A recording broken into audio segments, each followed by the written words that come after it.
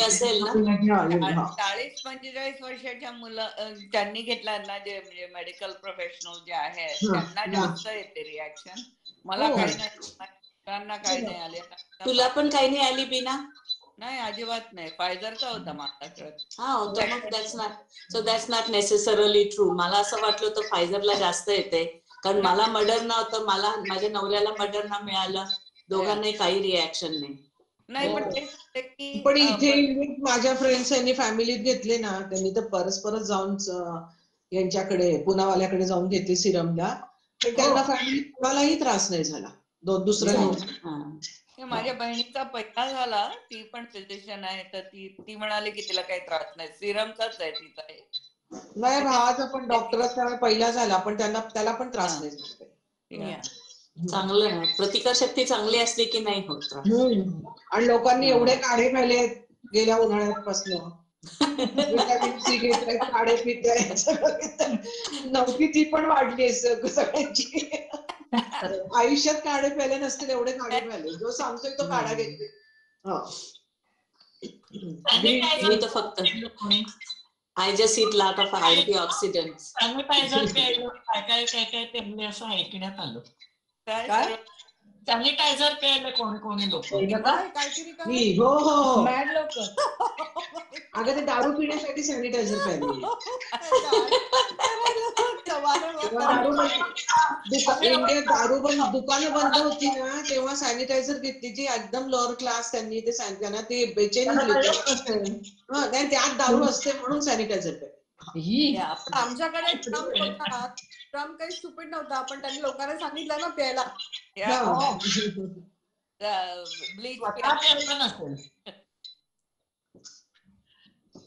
चला सुरू करूया. मला वाटतं म्हणजे मग चालेल. चला, नमस्कार मंडळी. आजच्या कार्यक्रमात सर्वांचं सेंट व्हॅलेंटाईन्स, आणि हा एकच नव्हता, अनेक होते बरं का, माहिती नसेल तर सहज म्हणून सांगते. हा त्यांचा आजचा व्हॅलेंटाईन्स डे म्हणजे व्हॅलेंटाईनचा स्मृतिदिन, पण प्रेमाचा दिवस म्हणून जगभर साजरा होतोय. ह्या दिवशी आपण सगळ्याजणी अत्यंत प्रेमादरपूर्वक एकमेकांचे स्वागत करूया. आजच्या ह्या गप्पा अनुभव कथन स्वरूपाच्या म्हणता येतील. आपल्यातल्या जवळपास सगळ्यांची जन्मभूमी भारत आहे, पण काहींची कर्मभूमी मात्र भारताच्या कुंपणापलीकडे आहे. दोन्ही भूंनी सगळ्यांनाच सख्या आईच्या सारखं प्रेम दिलं. दोन भिन्न संस्कृती, देश कळत नकळत जवळून बघण्याच्या अनुभवाचा लाभ मिळाला. तर मंडळी, स्वप्नांखेरीज आयुष्याला दिशा, वेग, प्रेरणा नाही. डोळ्यात उद्याच्या उत्कर्षाची सर्वांगीण विकासाची स्वप्न घेऊन रिंगणाची चाक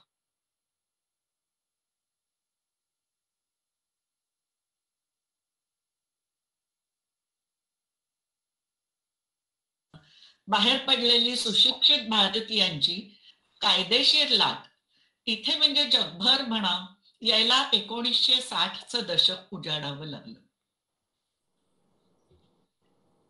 सर्वार्थानं अमेरिकेतील भारतीयांची ही यंगेस्ट इमिग्रंट जनरेशन आहे.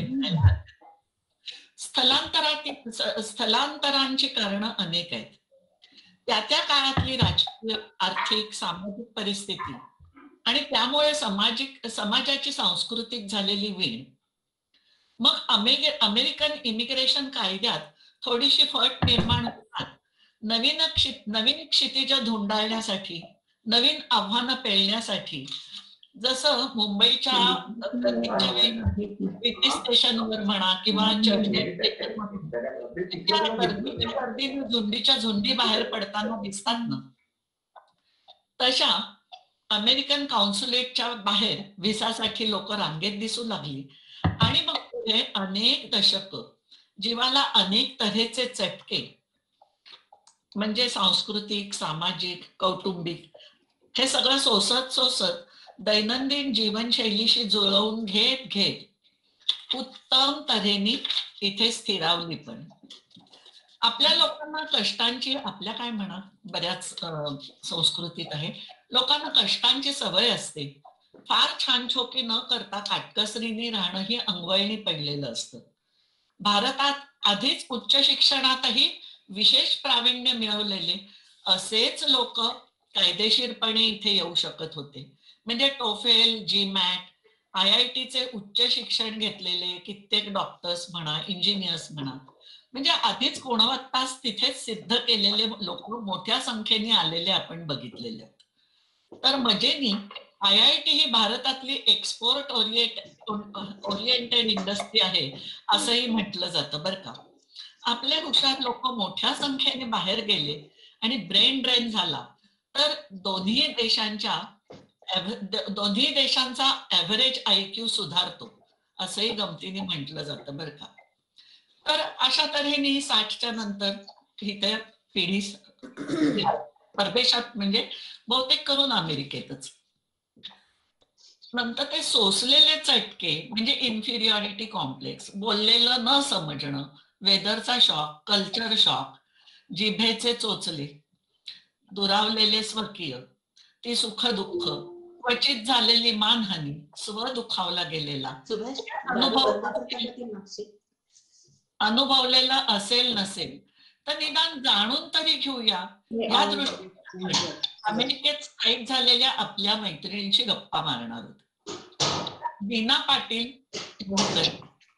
दोन आपल्याला खूप ओळखीची आपली जलपरी मेधा जोगळेकर, नंतर सुरेखा भांगरे आणि डॉक्टर सरोजिनी केळकर यांच्याशी बोलू. त्यांची आपण सुखदुःख जाणून घेऊया आणि त्यांच्या भविष्यातले बेत ऐकूया. प्रत्येकीला विचारलेले प्रश्न सामान्यतः तेच आहेत. तर प्रथम आपण बीनाला विचारूया. सगळ्यांचा आधी मी स्वागत करते. बीना, तू किती साल आहे का नाहीये? आहे दिसली नाही आहे दिसली ना. तर तू किती साली परदेशात आलीस आणि उच्च शिक्षणासाठी आलीस, लग्नानंतर आलीस? तुला निघताना काय काय वाटत होतं? तयारी करताना इथल्या आपल्या माहितीचे कोणी आहेत का याचं चाचपणी केलीस का तू? आणि गरज असेल तर कोण मदतीला येईल का वगैरे याच्या शोधासाठी लोकांची यादी वगैरे केली होतीस का? सुरुवात कशी झाली? सुरुवात म्हणजे मी 75 मध्ये इथे लग्न करूनच आले. म्हणजे तशी मला काही इकडे अमेरिकेत यायची खास इच्छा होती असं नाही, पण माझ्या वडिलांची नक्की होती. सो एनिवेज मी लग्न करून इथे आले आणि तेव्हा माझं BSc होम सायन्स न्यूट्रिशन मध्ये झालं होतं आणि पोस्ट ग्रॅज्युएट डिप्लोमा केला होता मी 1 वर्ष मुंबईला केटरिंग कॉलेजला. ऍक्च्युली तेव्हाच माझं लग्न झालं. 6 महिने मी नंतर थांबून मी डिप्लोमा पूर्ण केला माझा आणि मी नंतर 75च्या जुलैमध्ये इथे आले. आणि तेव्हा म्हणजे आपण सगळ्याच जणी 20-21 वर्षाच्याच होतो. सो तेव्हापासून इथला प्रवास सुरू झाला. सो पहिल्यांदा आले ती मी डालासला आले आणि भारतातलं रजिस्ट्रेशन किंवा लायसन्स इथे चालत नसल्यामुळे मला पुढे मी इथे येऊन मास्टर्स केलं न्यूट्रिशन मध्ये आणि नंतर इथलं अमेरिकन डायटेटिक असोसिएशनचं रजिस्ट्रेशन आणि licence is the most important thing इथे कुठल्याही प्रोफेशनला. आता तुम्ही बाकी सगळ्यांशी बोलाल तेव्हा तुझ्या लक्षात येईल सगळ्यांच्या की सगळ्यांना प्रोफेशनल लायसन्स ची गरज असते. सो मी डायटेटिक्सचे मी लायसन्स घेतलं आणि मी टेक्सासमध्ये होते पहिल्याने. युनिव्हर्सिटी ऑफ नॉर्थ टेक्सासला मी न्यूट्रिशन मध्ये मास्टर्स केलं आणि देन आय स्टार्टेड वर्किंग. तर त्यामुळे फॅमिली लाईफ हे म्हणजे अभ्यास आम्ही दोघंही म्हणजे माझे मिस्टर सुद्धा शिकत होते, त्यांचंही MS झालं तेव्हा मी आले ते त्याच सुमारास. आणि then he was working and I was studying. आणि 77 मध्ये माझं पूर्ण झाल्यावर मी सुद्धा काम करायला सुरुवात केली. मग 79 मध्ये आम्हाला मुलगी झाली, म्हणजे 5 वर्षांनी लग्नानंतर. आणि we started our family life as well. Fortunately म्हणजे आता तू म्हणालीस की तसं काय लुकिंग बॅक असं आय वुडंट से की एवढं खडतर होतं असं कारण आपल्याला कष्ट करायची सवय असते. सो काही आणि आणि फॉर्च्युनेटली मला इथे आल्यावर मला मदत सुद्धा झाली बाकी मैत्रिणींची. म्हणजे मी काही खास इंडियातून आधी हे करून आले नव्हते कुणाची लिस्ट किंवा कोण आहेत वगैरे, पण इथे भेटतात मित्रमैत्रिणी, सगळे एकमेकांना मदत करतात. त्याप्रमाणे सगळ्यांची काही कारणाने मदत लागली तरी नेहमी असायची. आणि 2-4 फॅमिलीज जरी आपल्याला भेटल्या, तर डालासमध्ये तेव्हा फार कमी लोक होते. 75 ते 78 पर्यंत मी डालासमध्ये होते आणि 3-4 मराठी फॅमिलीज होत्या. तू म्हणालीस जिभेचे चोचले जेवायला, म्हणजे आपण जे करू तेच मिळणार ऑफकोर्स. आणखीन इथे कणिक सुद्धा मिळायची नाही तेव्हा. सो कणिक म्हणजे आपण जी म्हणतो जी सरबती गव्हाची कणिक.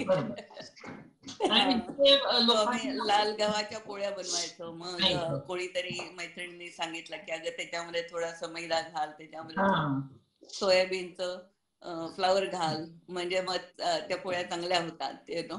सो अशा तऱ्हेने सुरुवात झाली. पण म्हटलं तसं 80s मध्ये सर्व गोष्टी मिळायला लागल्या. 1985 पासून सर्व गोष्टी आपल्या बरीच म्हणजे आपली मंडळी पण वाढली इथे.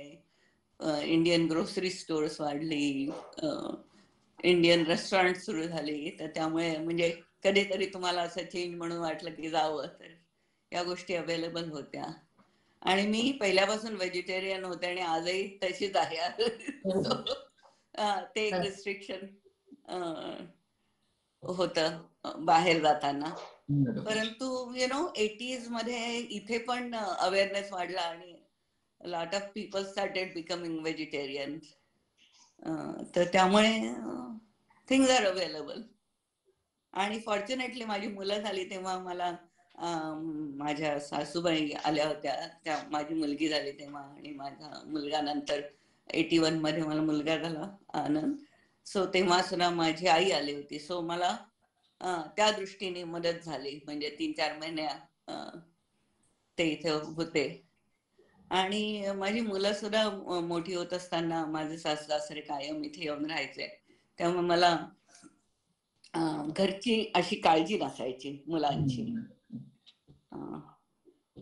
सो त्या दृष्टीने आय वुडंट से की एवढं खरतड होतं माझं. आणि मग ऍक्सेंटचा प्रॉब्लेम किंवा कल्चर शॉक, हवेचा तिकडे गरमच. तू याला गेलीस तिथे टेक्सासला गरम आहे, त्यामुळे हवेचा शॉक वगैरे नाही. पण तुला एकमेकांशी बोलणं म्हणा किंवा हे, किंवा आपल्याला ऍक्सेप्ट करून घेणं पटकन, आपल्याला काही इतकं पोलाईट बोलायची सवय नसते. बरोबर, अगदी. एक गंमत सांगते मी. म्हणजे ग्रॅज्युएट झाले आणि मी इथे काम करत होते. 78 मधली गोष्ट आहे. सो मी पेशंटला माझ्या विचारलं हाऊ आर यू टुडे, तर तो म्हणाला नो नॉट सो हॉट. तर मला काही लक्षात नाही आलं आणि मी जाऊन ते टेम्परेचर मी म्हटलं oh let me adjust the temperature. So मी जाऊन थर्मोस्टॅट ऍडजस्ट करायला.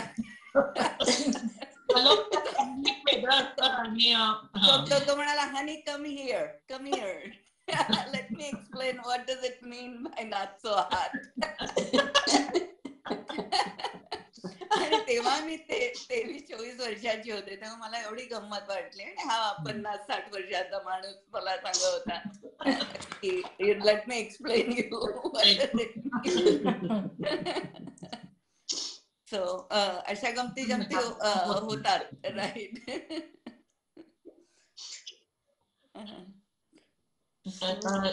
हिला विचारूया आपण, सुरेखा भांगरेला, की तुझी सुरुवात कशी झाली?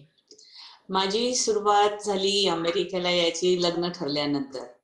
मला आधीच मला शिक्षणाचं फार वेड होतं, फारच हे होतं. कारण माझ्या बहिणीचं लग्न ती जेव्हा 16 वर्षाची होती तेव्हा झालं होतं.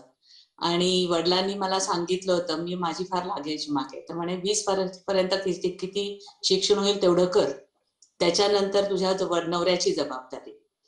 तर मी आपली विचारायची प्रत्येक वेळेला ज्योतिषाकडे गेलं की बाबा माझं शिक्षण पूर्ण होईल ना. तर त्यांनी, तर माझ्या भावाचा एक मित्र होता, चांगला हात पाहून पाहायचा, मला म्हटला म्हणे तुझं शिक्षण पूर्ण होईल पण इंडियात नाही होणार.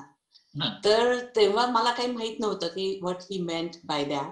म्हटलं कुठे अब्रॉडला जाईन कशासाठी तरी, उच्च शिक्षणासाठी. पण आधी माझं लग्न ठरलं आणि मी होमिओपॅथिकला होते तेव्हा, कारण आई वडील मला फिजिकल थेरपीला जायचं होतं पण पाठवलं नाही त्यांनी बॉम्बेला किंवा नागपूरला. पुणे सोडून कुठे नाही जायचं, जे शिक्षण करायचंय ते पुण्यात करा असं.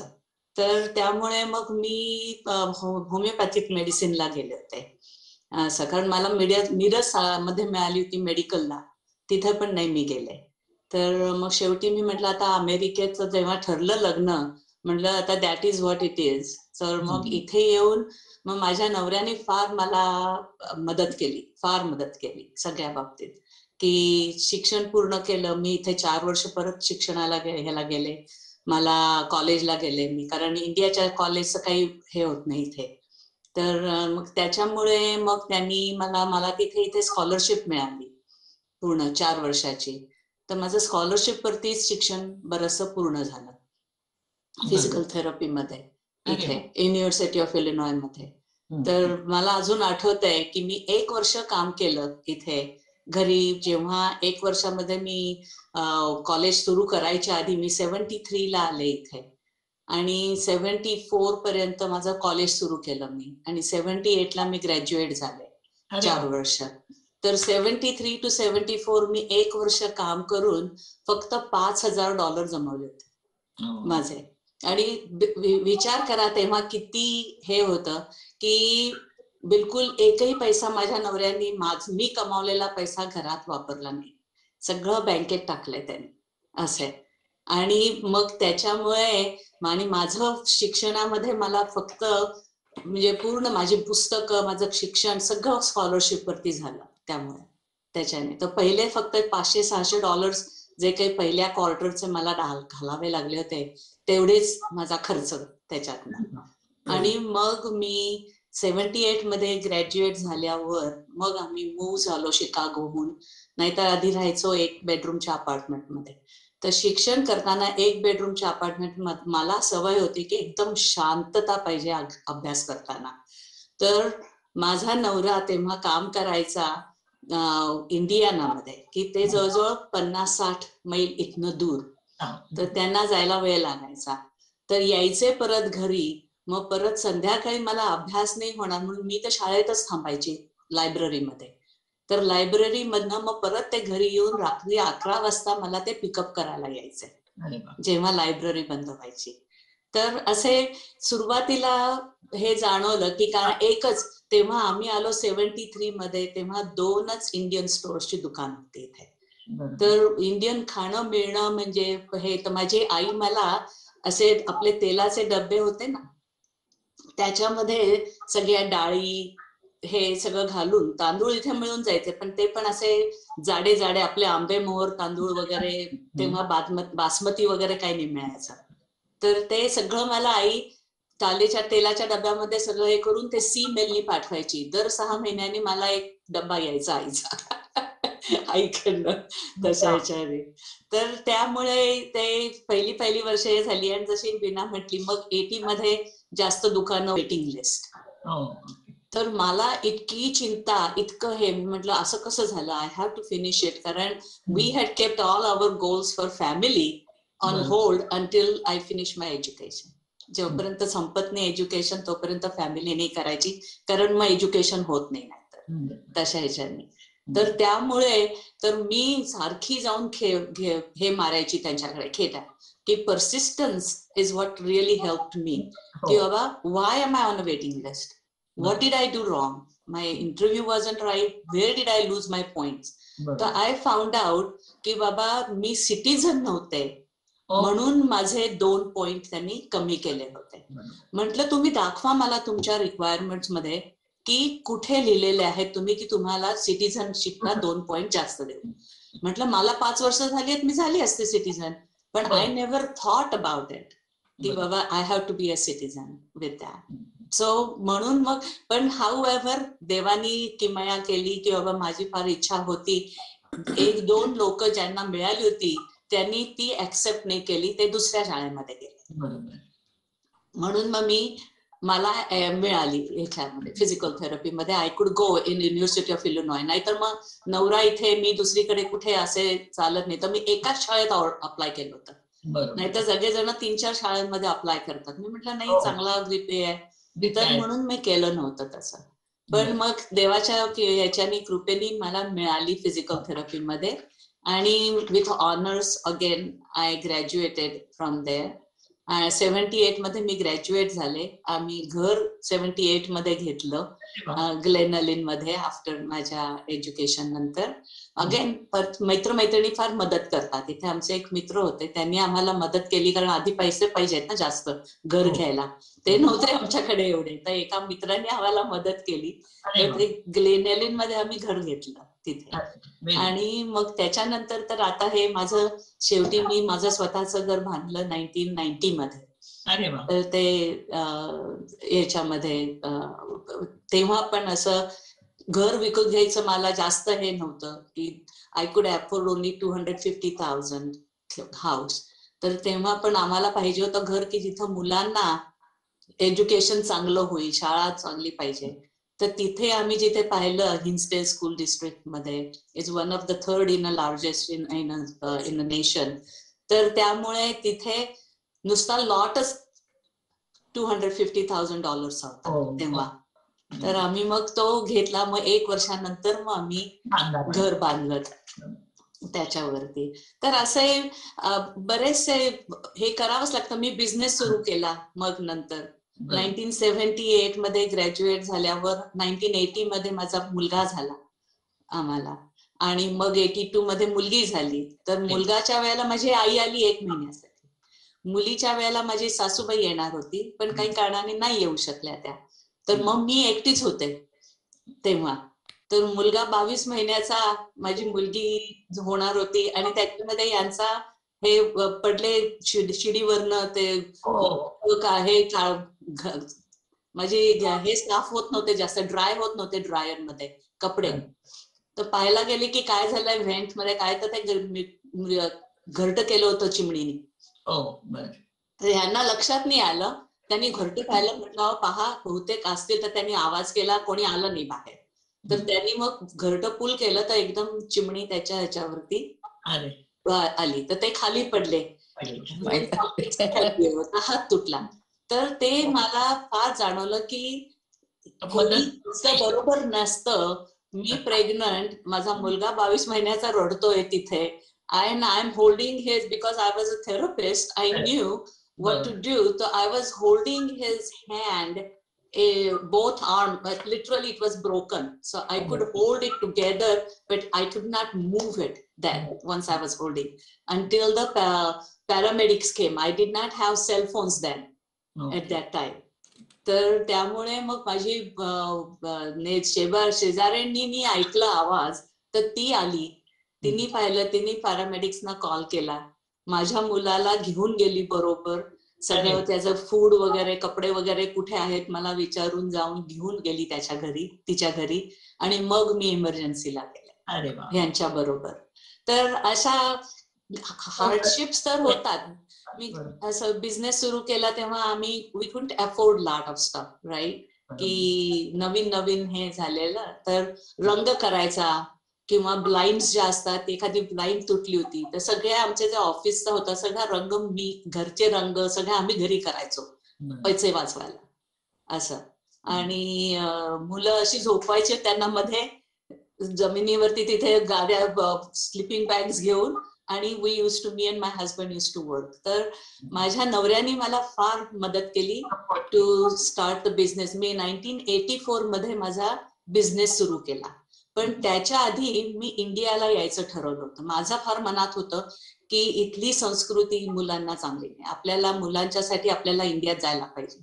तो मुलगा माझा जेव्हा 5 वर्षाचा होणार होता तर सगळे म्हणायचे की जायचं असेल इंडियाला तर 5 वर्षाच्या आधी जा, नाही तर मुलांचे एकदा फ्रेंड्स वगैरे झाले की मग ते काही स्थायिक होणार नाहीत इंडियामध्ये. म्हणून मी इंडियाला गेले, मी आणि माझा नवरा. नवऱ्याची इच्छा नव्हती बिलकुल, कारण ते he left India because of the problems he was having with the employment over in India. तर म्हणून ते अमेरिकेला आले होते उच्च शिक्षणासाठी. पण मग ते म्हटले तुझी इच्छा आहे ना, मी येतो, पाहूयात आपण काय होत आहे ते. म्हणून मग आम्ही गेलो. माझे वडिलांनी तर डोक्यावरती हात मारून घेतला. ते म्हणते तू काय करतेस, तू वेडी आहेस का? You need to be in America because that's where you are going to get your dreams जे आहेत ते जास्त फुलफिल अमेरिकेत होतील तुला. असं जसं बीनाच्या वडिलांची इच्छा होती की अमेरिकेत जावं, असं नेसेसरी असं नव्हतं की बाबा तू अमेरिकेतच जा, पण एकदा तू गेली आहेस तर तुझी ड्रीम्स तुझ्या तिथे येऊ शकतील. त्यांना माहित होतं माझे फार हे आहे की मला घरी बसायचं नव्हतं. I wanted to do something where I can be known for me Surekha Bhangre, you know, तर not as a something somebody's wife or mom or something like that later on. So that was my dream. आणि माझी आई पण तशी बिलकुल शिकलेली नाही, पण फार हे होती. तिचं बरंच मुलाखती वगैरे आलेल्या आहेत इंडिया पुण्यामध्ये. तिच्या ह्याच्यात ती इंदिरा गांधींच्या बरोबर तिचे फोटो आहेत. मेयर जे लीलावती मर्चंट होत्या ते तिच्या फास्ट फ्रेंड होती. तर फार समाजसेवा करायची माझी आई पुण्यामध्ये तशा ह्याच्याने. आणि बऱ्याच बायकांना कामं करून दिली आहेत तिने, कामं दिली आहेत की बायकांनी घरी नाही बसायचं, काहीतरी करायचं, असं तिचं हे होतं सारखं. तर ते कल्पना साडी वगैरेचं तिने काढली ती. तर त्याच्यामुळे मला ती एक फार आधार होता. आईच्या शिकवण्याचा माझ्यावरती फार हे होता. तर मग मी इथे आल्यानंतर मग मी 84 मध्ये गेले इंडियामध्ये आणि मी चौकशी केली. मी ट्रूली सगळ्यांच्याकडे जाऊन चौकशी केली. तिथे जे थेरपिस्ट होते त्यांना जाऊन भेटले, ऑर्थोपेडिक सर्जन्सना जाऊन भेटले की बाबा काय कसा बिझनेस इथे सुरू करता येईल. I am a physical therapist from America, तर करता येईल का अशा ह्याच्याने. पण मला फार तिथे ब्युरोक्रेसी, फार रेड टेप आणि फार लोकांना everywhere you have to pay something bribe that time to get anywhere. आणि ते माझ्या मनाला काही पटलं नाही. म्हटलं मीच थेरपिस्ट आहे, I will do a good job with your patients, why do I need to pay you something for doing that, you know. तर त्यामुळे मग मी परत येऊन इथे 84 मध्ये मी माझा बिझनेस सुरुवात केला अमेरिकेमध्ये. कारण I knew I needed to start my business. I would not be able to work for somebody, you know. तर आता आपण मेघाकडे बोलूया. तुमची सुरुवात इथे कशी झाली आणि तुला असे काही चॅलेंजेस आले का, किंवा तुला तुझ्यात स्वतःत काही बदल करायला लागले का, काय त्रास झाला किंवा नाही झाला? मी पुणा युनिव्हर्सिटीमध्ये मास्टर्स करत होते इंग्लिश लिटरेचरमध्ये. आणि तेव्हा ठिकाण सांगून त्याला आपल्याकडे म्हणतात ना तसं, मुंबईत तो राहत होता सुधीर जोशी. आणि आमच्या मध्यस्थेनी आमची त्यांनी भेट घडवून आणली आणि मग आमचं लग्न झालं. लग्नाच्या आधी म्हणला की मी ओरेगन. म्हणलं तू कुठे राहतो? म्हणला मी ओरेगन मध्ये राहतो. म्हणलं ओरेगन कुठे? म्हणला ओरेगन अमेरिकेत आहे, तुला माहितीये? नाही म्हणलं मी कधी ओरेगनचं ऐकलेलंच नाही. तर मग मी म्हणलं कारण आपण सिनेमात वगैरे न्यूयॉर्क, डिट्रॉइट अशी मोठी शिकागो अशा गोष्टी आपण ऐकतो. म्हणलं ओरेगन आहे कुठे प्रकार? तो म्हणलं मग तरी मला मॅप करून दाखवलं, ऐकण्यासारखं पण आहे. आणि इथे ओरेगन आणि इथे मी राहतो. म्हणलं ओके. आणि अमेरिकेला यावं वगैरे अशी काही पर्टिक्युलर इच्छा नव्हती. It just happen. आणि मग 76 साली आमचं लग्न झालं. मग मी माझं मास्टर्स पूर्ण केलं आणि मारे अमेरिकेला, ओरेगनला आले. आणखीन आमचं आयुष्य बरोबर सुरू झालं. आणखीन मग इथे मी अमेरिकेत 1.5 वर्ष होते त्याच्याबरोबर. तेव्हा मी ब्युटिशियनचा कोर्स केला. ओरेगन स्टेटचा लायसन्स मिळवला आणि 1-1.5 वर्ष काम केलं. पण त्याला मग नॉर्थ वेस्ट आफ्रिकेमध्ये कामाची ऑफर आली आणि त्यांनी त्याचा करंट जॉब जो होता तो सोडला आणि मग त्यांनी GE जॉईन केलं. आणि मग मी अल्जेरियामध्ये 2 वर्ष राहिलो.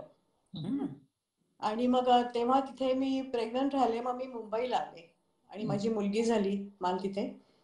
आणि मग मी 2 आठवड्याची मुलगी पुन्हा आफ्रिकेला घेऊन आले. आणि मग आफ्रिकेत आम्ही 80 मध्ये पुन्हा ओरेगनला आलो. मग तेव्हापासून माझं सगळं आयुष्य थोडंफार ओरेगन मध्ये गेलं. आणि मग पहिली काही वर्ष मी घरी होते ॲज अ हाऊसवाईफ, कारण त्याचा प्रवास वगैरे असायचा, त्यामुळे मी कुठे म्हणजे जॉब वगैरे केला नाही. आणखीन पण शाळेत व्हॉलंटिअर करायची मुलीच्या शाळेमध्ये. आपण खूप आया करतो व्हॉलंटिअर. खूप लोक करतात. हा, त्यामुळे मग थोड्याफार ओळखी होतात, मैत्रिणींच्या आया भेटतात. आणखी मग शाळेत टीमची सवय होते. किती इंडियन्स होते तेव्हा? तेव्हा इंडियन सगळं जेमतेम 40 लोक नव्हते सगळे ओरेगन मध्ये. ओरेगन म्हणजे व्हाईट कंट्री आहे. हो, एक्झॅक्टली. अगदी व्हाईट कंट्री होती. कोणी आता तुला काही त्रास झाला का किंवा त्रास म्हणण्यापेक्षा तुम्हाला असं वाटायचं की यू डोंट बिलॉंग हिअर. तर ऑकवर्ड वाटायचं, कारण गोरी लोक, सगळी गोरी लोक, म्हणजे ब्लॅक लोक तर कोणीच नव्हती. ब्राऊन आम्हीच. आणि सगळ्या शहरामध्ये 1 मिलियन पॉप्युलेशन मध्ये 40 ते 50 इंडियन्स सगळ्या तऱ्हेचं फ्रस्ट्रेशन म्हणा किंवा जाऊया परत जाऊया. दरवर्षी यायचीच का भारतात? 2-4 वर्षांनी यायला जायचं. लहान होती आणि परवडायलाही पाहिजे, बरोबर काढून यायला. आणि असं पण म्हणजे एक कधी कधी 3 वर्षांनी, कधी 4 वर्षांनी, 2 वर्षांनी असं मिक्स्ड येणं जाणं होतं. आणि मग आई 1-2दा येऊन गेली, सासू सासरे येऊन गेले बऱ्याच वेळेला, आणखीन थोडेफार नातेवाईक येऊन गेले. म्हणजे असं उन्हाळ्याच्या सुट्टीमध्ये यायची लोक. पण मग पुढे मी मास्टर्स केलं. 91 मध्ये मला स्कॉलरशिप मिळाली. ते काही वर्ष व्हॉलंटिअर केलं शाळेमध्ये खूप. आणि मग मास्टर्स मी केलं अर्ली चाइल्डहुड एज्युकेशन मध्ये. आणि ESL म्हणजे इंग्लिश सेकंड लँग्वेज म्हणून जो एक भाग आहे शिक्षणाचा, तुम्हाला सगळ्यांना माहित असेल, बाहेरच्या देशातले लोक जे अमेरिकेत स्थायिक होत आहेत त्यांना इंग्लिश शिकवायला म्हणून त्याचा मी लायसन्स घेतला स्टेटकडनं, ओरेगन स्टेटकडनं. आणि त्यामुळे मग मी शाळेत नोकरी करायला लागले. आणि मग माझी 27 वर्ष मी नोकरी केली हायस्कूल, मिडल स्कूलमध्ये, हायस्कूलमध्ये ॲज अन एज्युकेटर.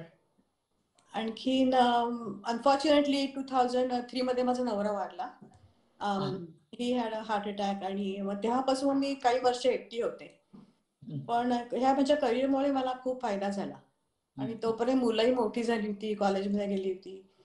म्हणजे घरात नशिबाने लहान मुलं नव्हती. तो जेव्हा गेला तेव्हा ती कॉलेजमध्ये होती. आणखी मग त्यामुळे मला खूप उपयोग झाला माझ्या शिक्षणाचा, करिअरचा. आणि बाकीचे आपले उद्योग असतातच. बरोबर. तुला थोडासा वेळ छान जातो. व्हॉलंटिअर वर्क मी आता रिटायर झाले. आरामाचं आयुष्य आहे सध्या. काही अप्लिकेशन कुठली काही नाही, पण तरी मी व्हॉलंटिअर वर्क करते. बिवटन लिटरसी काउन्सिल म्हणून आहे, तिथे लोकांना जाऊन मी शिकवते. इंग्लिश शिकवते आठवड्यातनं 3-4 दिवस. आणि माझं मग काय बाकी हिंडणं फिरणं, मजा करणं, थोडंफार प्रवास करणं, चालायला जाणं, आणि पेंटिंग करते. आणि वेळ छान जातोय सध्याचा आयुष्य वेल सेटल्ड आहे. सरोजी, तुझं कसं झालं? तू डॉक्टर कुठे इंडियातच झाली होतीस का? हो, मी डॉक्टर BJ मेडिकल कॉलेज मधून झाले. प्रतिभा आणि मी एका वर्गात होतो, आणि कल्पना, विभा आम्ही सगळे एका वर्गात होतो. पण फायनल परीक्षेला मला गायनेकोलॉजी आणि ऑब्स्टेट्रिक्सच करायचं होतं. तर मला एक तर मार्क कमी पडले आणि माझं लग्न झालं तेव्हा. आणि सतीश मुंबईचा, तर तो म्हणला मी काही पुण्याला येऊन राहणार नाही, तुलाच मुंबईला यायला पाहिजे. हो, डॉक्टर्स. तर त्यावेळेला पहिला डिस्क्रिमिनेशनचा अनुभव मला भारतात आला. गेल्यानंतर सगळे मला म्हणाले की आमच्याकडे मुंबई युनिव्हर्सिटीचे इतके चांगले लोक आहेत, आम्ही तुला कशाला नोकरी देणार, why would you take a job. तर म्हणलं ठीक आहे. तर मग माझे सासरे त्यावेळेला रेल्वेमध्ये होते, तर ते म्हणले चल तू रेल्वे हॉस्पिटलमध्ये माझ्या वशिल्याने नोकरी तर सुरू कर, रजिस्ट्रेशन नाही काही नाही. म्हटलं चला आपलं काम तर थोडंसं. आणि मग वाडिया मॅटर्निटी मध्ये ऍडव्हर्टाईज करतात ते जॉब दर फेब्रुवारीमध्ये. तिथे मी इंटरव्ह्यूला गेले. त्यांनी पण तेच सांगितलं की तू मुंबईची नाहीयेस, तुला नाही मिळणार जॉब. त्याच्यानंतर 2 आठवड्यांनी एका मुलीचं लग्न ठरलं, जिला जॉब दिला होता. ती लग्नाहून अमेरिकेला गेली. त्यांनी विचारलं तू उद्यापासून येऊ शकतेस का? ती येते उद्यापासून, काय हरकत नाहीये. पण ते म्हणले रजिस्ट्रेशन मिळणार नाही, म्हणजे तुला फक्त DGO करता येईल, MD करता येणार नाही इकडे.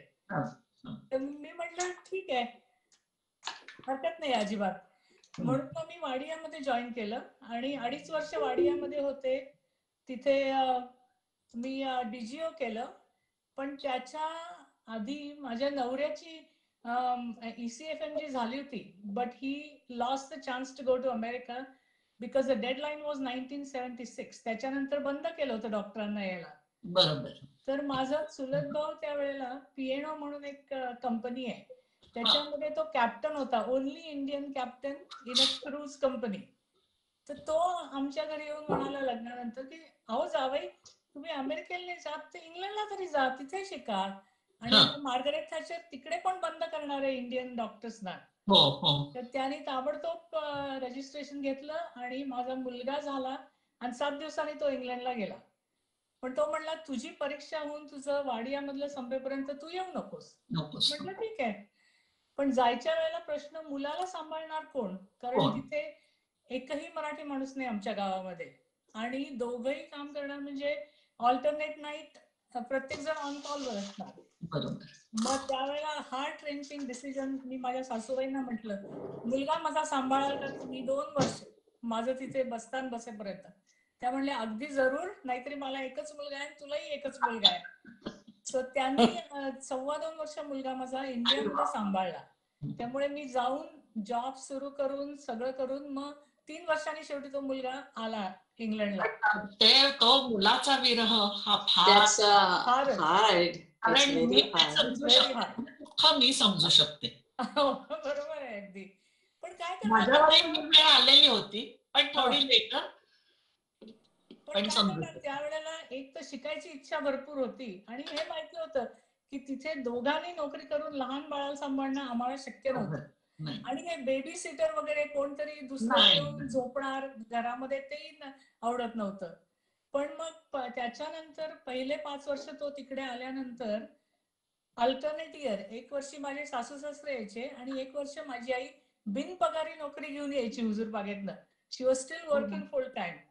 पण साठेबाईंनी तेव्हा तिला सांगितलं, सरोजला गरज आहे, तुम्ही अगदी जरूर जा, बिनपगारी घ्या, पण मी तुमची नोकरी ठेवते इकडे. त्यामुळे हे घरच्या लोकांच्या शिवाय शिक्षणही झालं नसतं. बरोबर. तर मग पहिले 7 वर्षांमध्ये मी 4 वर्ष ऑब्स्टेटिक्स अँड गायनेकॉलॉजी मध्ये काम केलं आणि 2.5 वर्ष अनेस्थेशिया मध्ये काम केलं, कारण 1 वर्ष कंपल्सरी असतं. पण मला ग्लॅमरस लाईन आवडलं की म्हटलं मी ह्याच्यात काम करते. आणि शेवटी परीक्षेची वेळ आली आणि अनेस्थेशियाच्या परीक्षा अतिशय कष्टदायक असतात त्या अगदी. आणि माझ्या रॉयल कॉलेजच्या बाकीच्या झालेल्या होत्या गायनेकॉलॉजीच्या परीक्षा, तर म्हटलं आता हे परत कुठे आता सुरू करू, म्हणून मग शेवटी अनेस्थेशिया सोडलं. पण आय वॉज व्हेरी लकी, कारण इंग्लंडमध्ये सिस्टीम काय आहे की सरकार ठरवतं की ह्या गावामध्ये किती लोक आहेत. आमच्या गावामध्ये 2.5 लाख संख्या होती आणि त्यांनी ठरवलं की त्यावेळेला 4 गायनेकॉलॉजिस्ट बास आहेत आणि 4ही पुरुष होते. So they needed a woman and I was ready bye 1989. आणि गव्हर्नमेंटने ठरवलं की आता एक्सपान्शन करायचं, कारण नवीन नवीन टेक्निक्स यायला लागली ना, म्हणजे मग जास्ती लोक पाहिजे.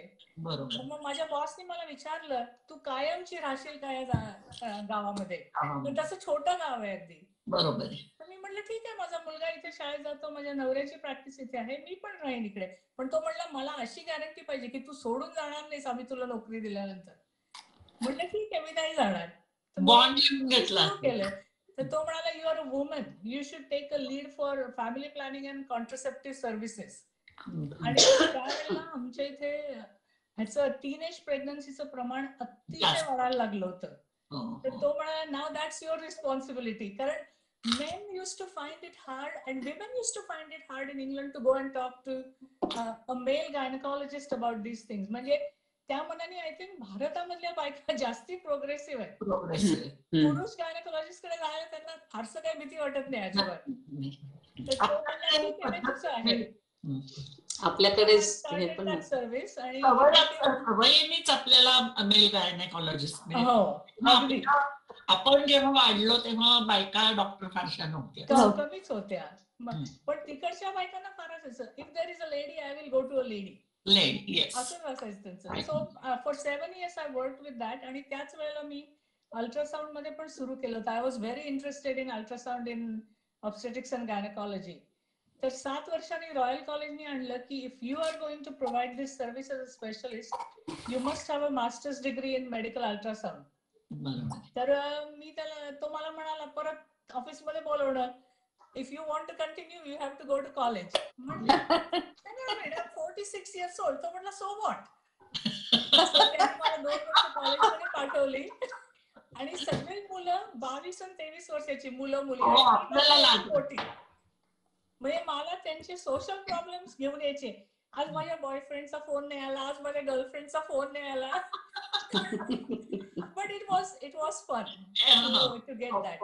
आणि मग त्याच्यानंतर त्यांनी मला मग लीड इन फिटल मेडिसिन म्हणून पोस्ट असते ती त्यांनी मला ऑफर केली आणि ती मग मी रिटायरमेंट पर्यंत केली. But that branch is very heart breaking, कारण तुम्ही सारखं ॲबनॉर्मल बेबीज बघता, इंट्रायुट्राइन्स. तर मी त्यांना काय म्हटलं 2010 साली की तुम्ही मला परत नॉर्मल गायनेकॉलॉजी मध्ये काम करायला 2 दिवस तरी द्या 5 पैकी. तर ते म्हणले no, you are de-skilled, you have not performed a cesarean section for 8 years. So you will have to work as a registrar again, sleeping in the hospital. म्हटलं that's not happening. At this age, at 56, I'm going to retire. So, but they wouldn't budge. No, you have not performed cesarean section, so you cannot go back. No, that is right, yeah. They're very rigid on the rules, really. Mhm. पण झालं, मी म्हटलं ठीक आहे, आता 56 वर्षाचे झाले, सोडून दिली नोकरी. पण मी माझ्या नवऱ्याच्या प्रॅक्टिस मध्ये सुद्धा विमेन्स सर्व्हिसेस प्रोव्हाइड करत होते. तर तो म्हणला मी काय अजून 4 वर्ष रिटायर होणार नाहीये, तर तू कंटिन्यू कर इथे फक्त. म्हटलं हरकत नाही, इथे तुझ्याकडे काय म्हटलं आठवड्यात 2 वेळा 2 तास येऊन जायचं. So that's easy. So professional life was very fulfilling. No discrimination. कुठेही मला असं वाटलं नाही की मी इंडियन आहे, मी बाई आहे म्हणून मला काही चान्सेस मिळाले नाही, असं कधीच झालं नाही अजिबात. So that was very good. But socially there was fun and games. कोणीही मराठी माणूस नाही आमच्या गावामध्ये. 2005 मध्ये पुण्याचे एक सायकॅट्रिस्ट आहेत विनोद चौगुले, ते 2005 मध्ये आलं. पहिले 25 वर्ष आम्ही एकुलती एक मराठी फॅमिली होतो. पण नॉर्थ इंडियन साऊथ इंडियन पुष्कळ होते. पण ब्रिटिश लोकांशी जुळवून घेताना ते आपल्याला वेगळं खड्यासारखं वेगळं ठेवतात किंवा असा काही अनुभव आला का? नाही ग, एकदम टाईट कॉलर असं काही नाही, अजिबात नाही. इनफॅक्ट इंग्लंडमध्ये हे तर सगळेच जण करतात की कोणीही कोणाकडे उठून एकदम जात नाही, आधी विचारल्याशिवाय ठरवल्याशिवाय. ते आता इंडियामध्ये पण बदललंय ना, कोणी अमेरिकेमध्ये प्रॉब्लेम्स ह्या लोकांना आले किंवा सुरुवातीच्या पिढीला आले. त्यामुळे इंग्लंडला एकतर काय त्याला म्हणतात आपलं कलोनियल किंवा काय मी आता तो शब्द विसरून, त्यामुळे ते आणि त्या मनाने अंतरही कमी. ब्रिटिश आणि आपल्या ब्रिटन आणि लंडन आणि ह्याच्यामध्ये 8 तासाचा प्रवास आणि येणार जाणारे तसे खूप आहेत. त्यामुळे अमेरिकेला अवेलेबिलिटी कमी होती. तुला मुलांना वाढवताना आपल्या मुलांवर भारतीय संस्कार, कारण जगभरात आता सुद्धा आज आपण बघतो की भारतीय संस्कृती जास्त चांगली असं आपल्यालाही कळून पटतंय, म्हणजे मनोमनी पटतंय. तर तुला तुझ्या मुलांवर वेस्टर्न संस्कार व्हावेत असं वाटलं का भारतीय संस्कार व्हावेत असं वाटलं? भारतीयच. आणि आम्ही त्याला भारतीय पद्धतीने वाढवलं. म्हणजे कसं, जसं आपल्याला आपल्या आई वडिलांनी वाढवलं तसं आम्ही त्याला 80s आणि 90s मध्ये इंग्लंडमध्ये वाढवलं. तर आम्ही रेग्युलरली इंडियाला यायचो, तर तो म्हणायचा की हे माझे जे कझिन्स आहेत त्यांना किती जास्त फ्रीडम आहे, तुम्ही मला काहीच करू देत नाही. Same thing too. India, and that is the India in our mind as far as bringing up family is concerned. बरोबर. मेधा, तुझा काय अनुभव आहे? मी अगं असं पूर्वी ऐकलं होतं, म्हणजे भारतातली लोक म्हणायची आमची मुलं व्हायच्या आधी की तुम्ही आता अमेरिकेत कशी का तुम्ही मुलं वाढवणार, पण मुलं असं करतात, मुलं तसं करतात आणि घर सोडून जातात आणि ड्रग्स करतात आणि हे. आम्ही इथे पाहिलं की इथे जे आमचे तेव्हा मित्रमंडळी एक थोडीफार अमेरिकन होती, त्यांची मुलं वगैरे पाहिली वाढताना वगैरे, शाळेत जाताना, आणि त्यांचे घरचं वळण पाहिलं मी. तर ते संस्कार वगैरे मुलांचे सगळ्यांचे चांगले होते. मुलं पोलाईट होती, आई वडिलांना क्लोजनेस होता. म्हणजे आमच्या समोरची उदाहरणं होती आमच्या ओळखीच्या लोकांमध्ये, ती अमेरिकन मुलं सगळी चांगली होती आणि फॅमिली क्लोज होती. आणि मग माझी मुलं झाली वगैरे आणि मग मी शाळेत इन्व्हॉल्व व्हायला लागले पुढे. म्हणजे आणि आपल्या घरचं वळण कसं, आपलं मराठी वळण असतं ना, आपण आपले विचार आपण त्यांना सांगतो, आपण घरात त्यांना कसं वागवतो, त्यांच्याकडनं अपेक्षा आपल्या नेहमीसारख्या आपल्या पुण्यातल्या घरच्या सारख्या असतात, किंवा आपल्याला जसं वाढवलं गेलं असतं तसं आपण आपल्या मुलांना वाढवायचा प्रयत्न करतो. काय चूक आहे, काय बरोबर आहे, ह्या सगळ्या व्हॅल्यूज आपण त्यांना इम्पार्ट करतो. बरोबर आहे. त्यामुळे त्या व्हॅल्यूज बरोबर ती मुलं आपली सगळ्यांचीच वाढली. तर तुझ्या घरी गोरी मुलं यायची का? म्हणजे तुझ्या मुलांचे मित्र वगैरे, किंवा मग त्यांना आपलं गणपतीचं हे काय, हा देव आहे का, मग याला हत्तीसर खातो, म्हणजे असले काही प्रश्न म्हणा, एक्झॅक्टली हे नसतं, पण तुझ्या मुलांनी किंवा त्यांना अमेरिकन मित्रांना आपल्या काही गोष्टी आवडल्या नसतीलही, त्यांनी कधी बोलून दाखवल्या का? किंवा त्यांच्यात कसं काय ॲसिमिलेशन ज्याला म्हणतात, की दुसऱ्या कल्चरशी, असं काय तुझा अनुभव काय आहे? पण अगं, तर ही म्हणजे माझी मुलं शाळेमध्ये सगळ्या गोष्टी, म्हणजे सगळ्या ऍक्टिव्हिटीज मध्ये भाग घ्यायची, शाळेच्या सगळ्या प्रोग्राम्स मध्ये भाग घ्यायची. त्यांची आमच्या ते, तुला माहितीये की इंडियन लोक खूपच जवळजवळ नव्हतीच कोणी शाळेमध्ये.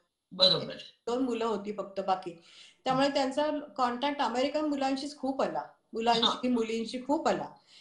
पण ते स्पोर्ट्स हात घालायला लागले का, की हे आपलं चांगलं नाहीये, हे कधी त्या मुलाने की आपले कस्टम्स चांगले नाहीयेत असं कधीही ते म्हणले नाही. किंवा आपण जे जेवतोय ते, किंवा घरी आपण हाताने खातो वरण भात वगैरे, किंवा असं काही ते कधी असा म्हणजे हे आला नाही, प्रश्नच आला नाही. किंवा आता आम्ही पूजा करायचो, आरती करायचो, घरात देव होते, पण ते पण जॉईन व्हायची मुलं, त्यांनी असं कधी केलं नाही. तुझ्याकडे बीना कसं झालं? माझ्या मुलं म्हणजे माझा मुलगा 8 वर्षाचा आणि मुलगी 10 वर्षाची होती, तेव्हा आम्ही शिकागोला, माझ्या मिस्टरांचे त्यांना प्रमोशन मिळालं आणि he started the office in Chicago. So we move to Chicago from Dallas, Texas. सो तेव्हा आम्ही जे घर घेतलं तिथे माझ्या मुलांमुळेच माझ्या बाकी सगळ्या मैत्रिणी झाल्या, कारण मुलं आणतात ना बाकी, आणि मग त्यांच्या आता माझ्या मैत्रिणी झाल्या तिथल्या जवळपासच्या सगळ्या. आणि आमची जेवायची वेळ एक ठराविक, म्हणजे 7-7:30ला, कारण घरी आल्यावर सगळं करून मग पोळ्या वगैरे होऊन, तोपर्यंत ही मुलं बाकीची जेवून तयार होऊन यायची बाहेर 7 वाजता. म्हणाला की can we change our timing, so I can go also at 7 o'clock, कारण उजेड खूप असतो ना. सो तर मग आम्ही पण मग तसं त्यांच्या प्रमाणे 6-6:30ला जेवायचं आणि मुलांना बाहेर खेळायला मोकळे. आणि मग नंतर सुरेखा पण सांगेल, आम्ही माझ्या लक्षात आलं की मुलांना थोडस इतर म्हणजे कल्चरपेक्षा आपलं कल्चर कळावं म्हणून चिन्मया मिशन मध्ये आम्ही जायला लागलो रविवारी. सो गंमत त्याची सांगायची म्हणजे त्या आनंदचे जे मित्र घरी यायचे, तर ते रविवारी रविवारी they were all church going people, you know. So Anand म्हणाला की I don't have to go. तर सगळे त्याचे मित्र म्हणायचे की oh then I want to be a Hindu to.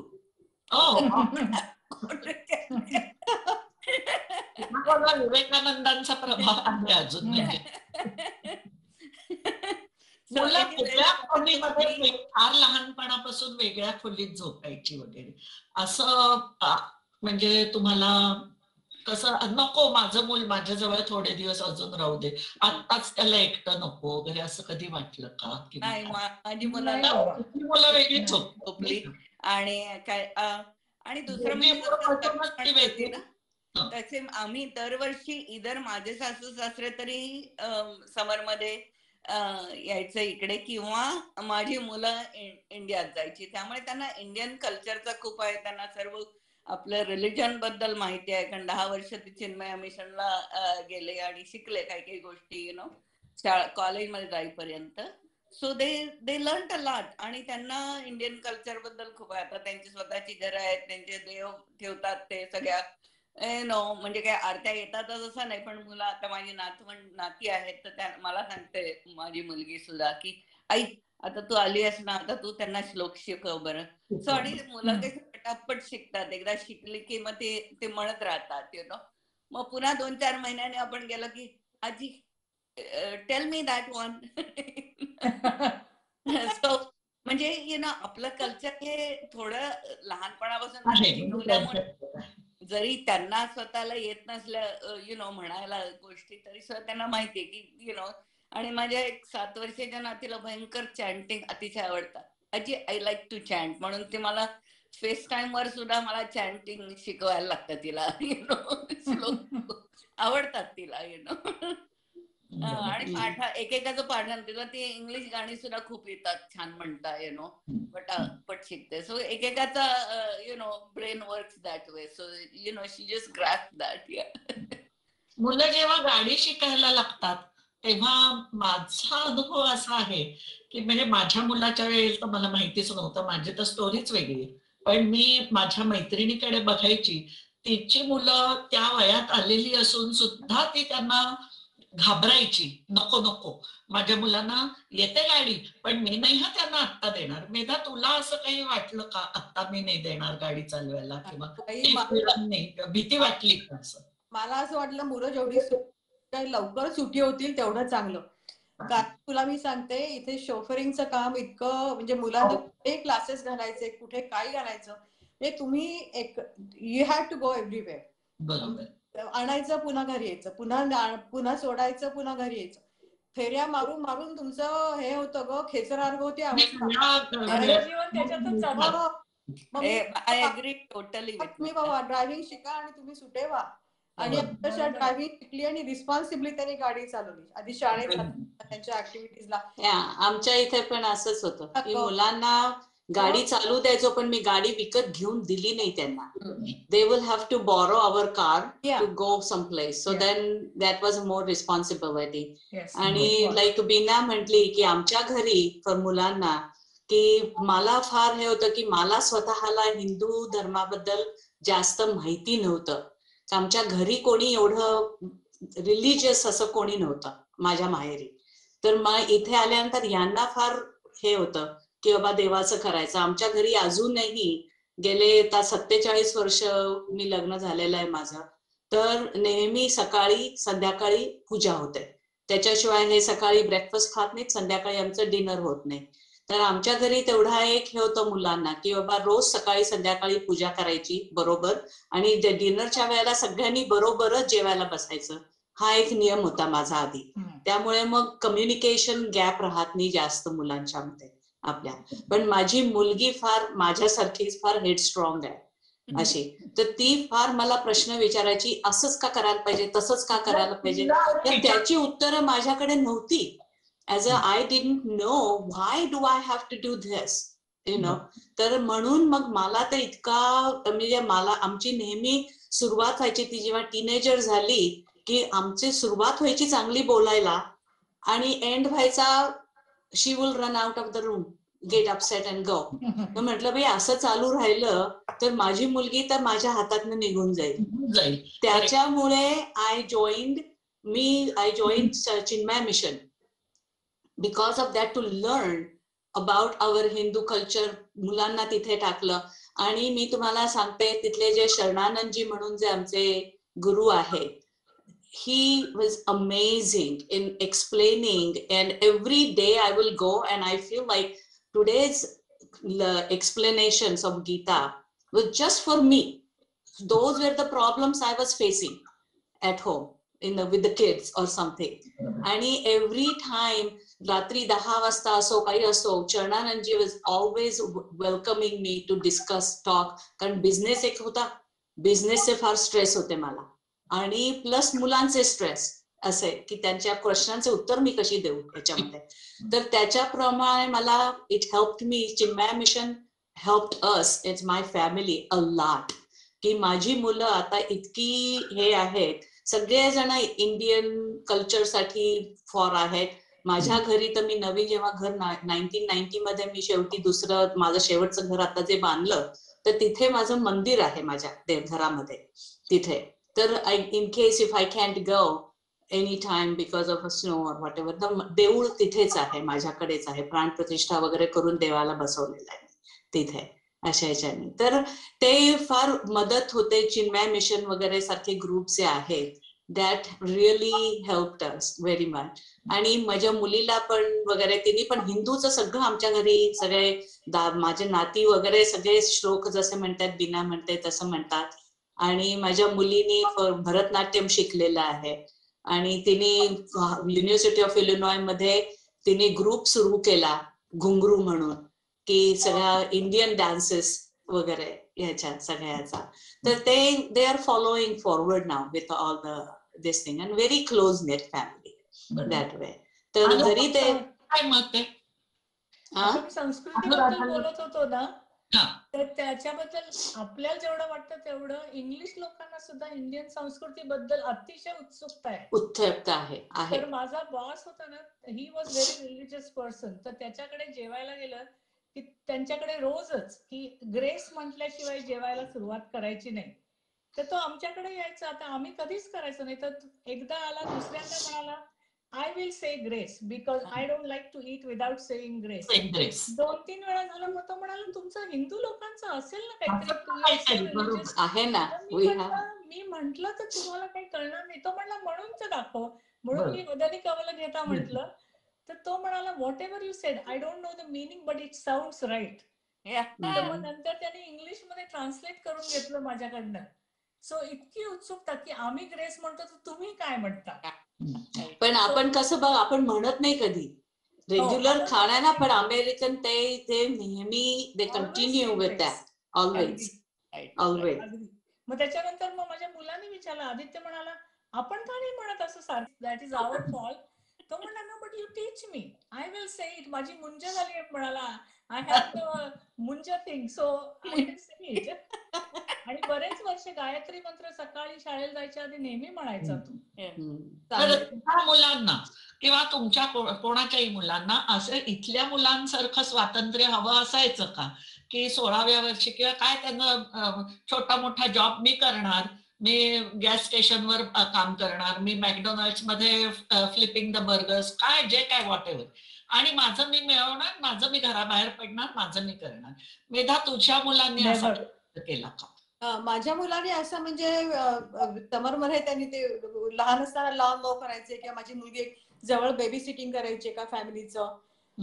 पण म्हणजे आणि कधी पैसे मिळाले थोडेफार तर मग मी काहीतरी मॉलमध्ये जाऊन शॉपिंग करते, माझ्यासाठी काही छोटस घेते, एवढ्या ह्याच्यावर. पण माझ्या मुलांना पण बेबी सिटिंगचं करायचंय.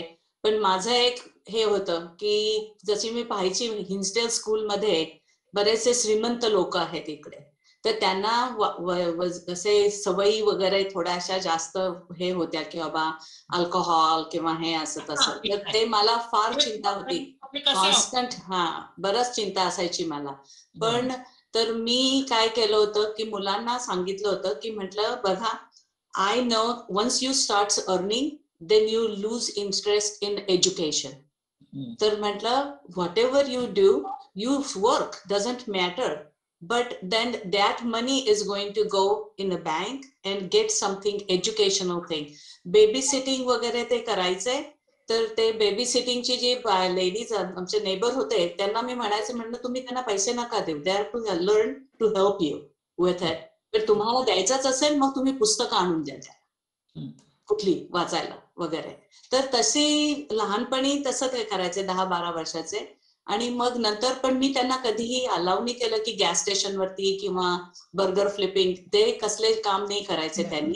तर त्या instead then they use to work with my business. म्हटलं माझा घरचा बिझनेस आहे, you help me in my business. तर माझ्या धाकट्या मुलांनी कधीही कॉलेजला जाऊन कम्प्युटर शिकला नाही, पण स्वतः कम्प्युटर शिकून त्यांनी स्वतःचा 16 वर्षाला बिझनेस सुरू केला कम्प्युटरचा.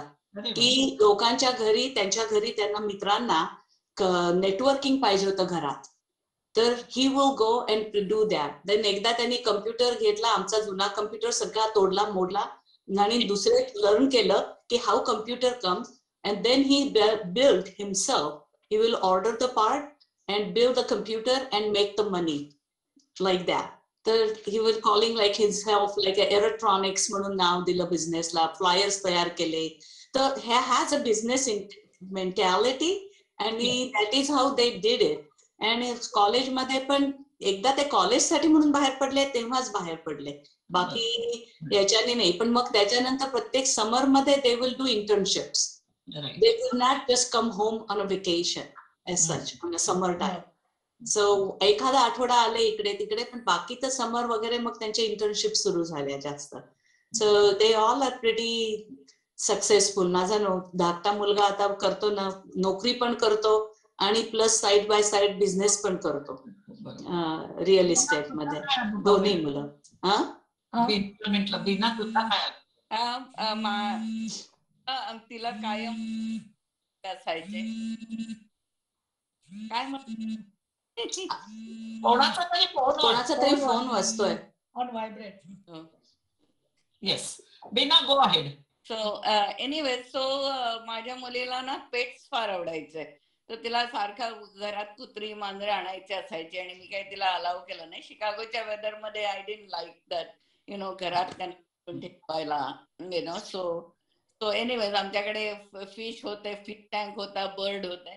पण तर त्या मुलीने 16व्या वर्षी जाऊन पेट स्मार्ट मध्ये नोकरी केली त्या समर मध्ये, आणि शी डिड व्हेरी वेल.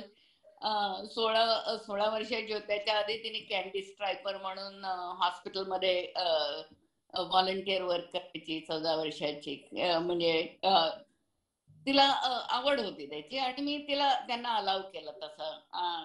माझ्या मुलाने लुसंट मध्ये, तेव्हा लुसंट आमच्या घरापासून जवळ मोठी कंपनी आहे, तर तेव्हा they were working on that voice over IP.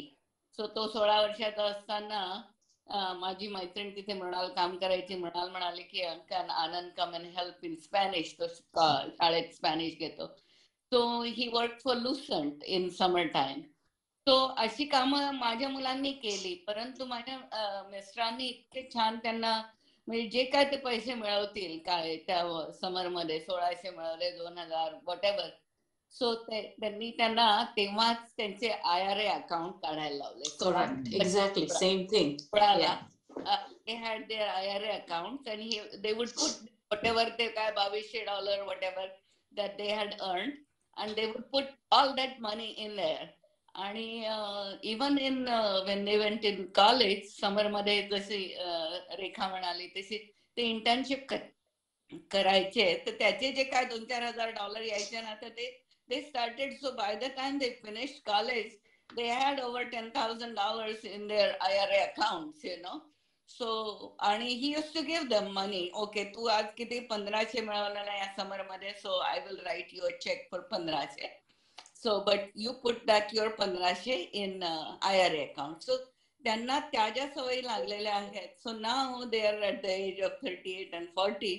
They're really, I mean, they are very conscious of money and, you know, understand Very much. value, understand the value of it. So सुदैवानी सगळ्यांची मुलं चांगली शिकली, सुदैवानी सगळं. पण इथे चांगल्या फॅमिलीतली मुलं जेव्हा वाईट मार्गाला लागतात, काय हेल्प झालं नसेल की ते चांगली निघाली नसतील, असं तुम्ही काही सांगू शकता? सुरेखा, डॉक्टर आहेत. सुरेखा, माझ्या मुलाचा एक्सपिरियन्स अगदी वेगळा आहे अबाउट जॉब्स. सो त्याला 11व्या वर्षी यॉर्कशायर काउंटी क्रिकेट क्लबनी ज्युनियर साठी सिलेक्ट केला. He is very good at cricket, आणि they would take him every summer for training. So he use to play all summer, every summer, and he was playing for junior county cricket when he went to college. मग London मध्ये खेळायला लागला, आणि दर समर मध्ये त्याला research मध्ये फार इंटरेस्ट होता. So he would stay back and work for the professor on his research project. No pay, but they use to give him and food during the day. तर तो म्हणायचा मला दुसरी नोकरी नकोय, मला हेच करायचं आयुष्यामध्ये पुढे, तर हेच मला करू दे, मी घरी येणार नाही. So we were very happy की जे आवडतं. Yeah, I mean it is very good. Yeah.